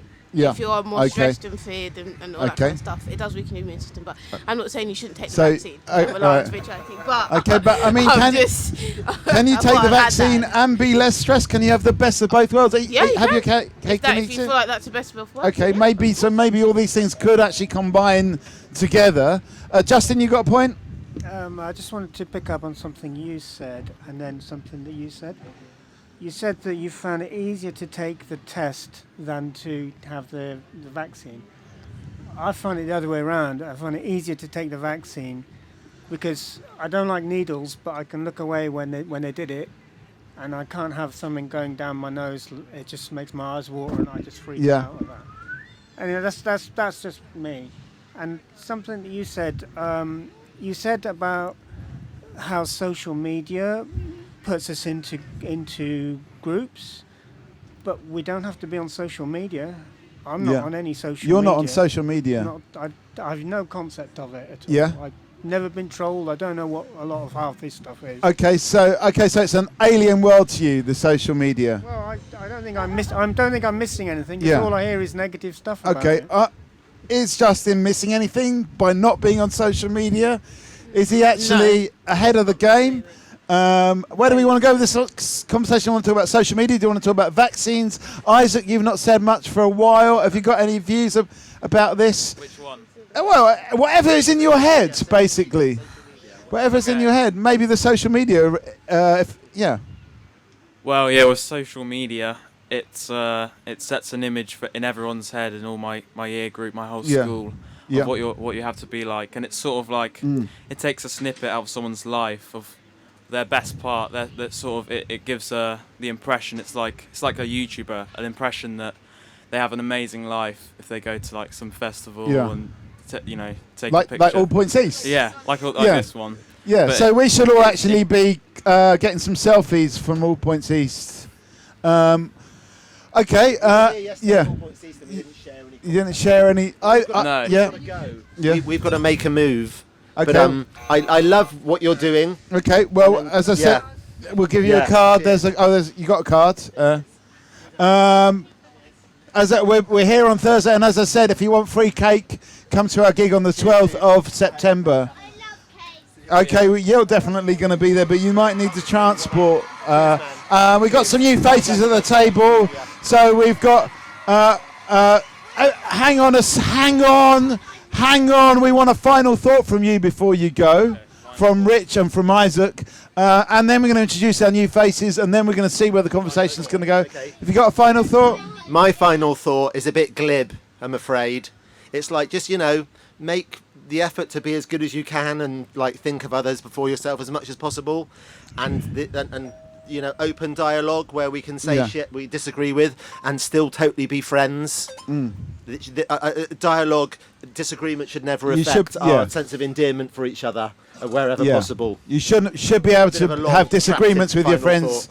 And is social media actually stopping that from happening? Isaac, have you got a final thought? Just grab that mic. My final thought is you're very good at remembering names. I've been doing it a long time. I did get it right. I called him Jerry to start off with, so I did get it wrong sometimes. Okay, we've got a new face over here, so let's just find out who this person is. Tell us your name. Grab this mic, and I'll just turn you up. You've got to be patient here because we're trying to be socially. No, thank you. I'm Johnny. Johnny, welcome. At the moment, we're sort of talking. There's a few things. There's the vax, anti-vax thing, but should it be seen like that, or is it about, are we actually dividing people, and is it about just having a dialogue? And some people want to know more about these vaccines. Some people think we should be focusing more on general healthiness and mental health as well, getting out there and having fun. So there's a little bit of that, but there's also the question about social media. Is it social media that's actually causing the divide and making us kind of like into our own things? We've got to explain to Justin what social media is because he's never been on it. No, I know what it is. So what's social media? So we need to at least explain to Buddy. And it looks like Natalie, Maya and Olivia. Oh, you're going to Lou? Okay, right. Okay, so we're going to keep these. You come back. You don't need to give us a final thought. I know what it is. Is it like TikTok? Like TikTok and stuff like that. Yeah. I mean, Is it bad stuff? Is it bad? It's bad because it's illegal, and it's illegal, and it's bad because it's making young people's minds go no, and then it's going to turn them into cheesecake. It turns young people's minds into cheesecake. Are you on TikTok? No, because TikTok is illegal and it is like really trash. Okay. It's like really bad. And it's like, Okay. Let's Ben, what's your view on social media? it wastes your time. Okay. Talk in person. Don't talk online. Okay. Why are so many people on? I mean, this is the point. This is the point that Justin made. Still on it because like they're bored because like there's nothing to do because like. Okay, so it's more boredom that brings people onto social media. Okay, that's a good point. It's a point from Maya over here. Go on. Wait, does this work? No, I've turned it down because we're listening to Maya now. Yeah, go on. Hello. Okay. Yeah. So I think I'm not on social media at all because I don't really see any point in it. But I think what it does is it puts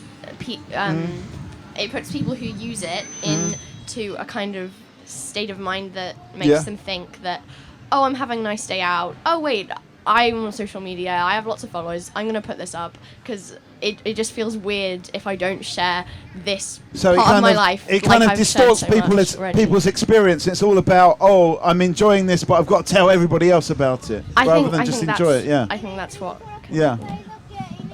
Okay. We've got a possible new face at the no. Okay.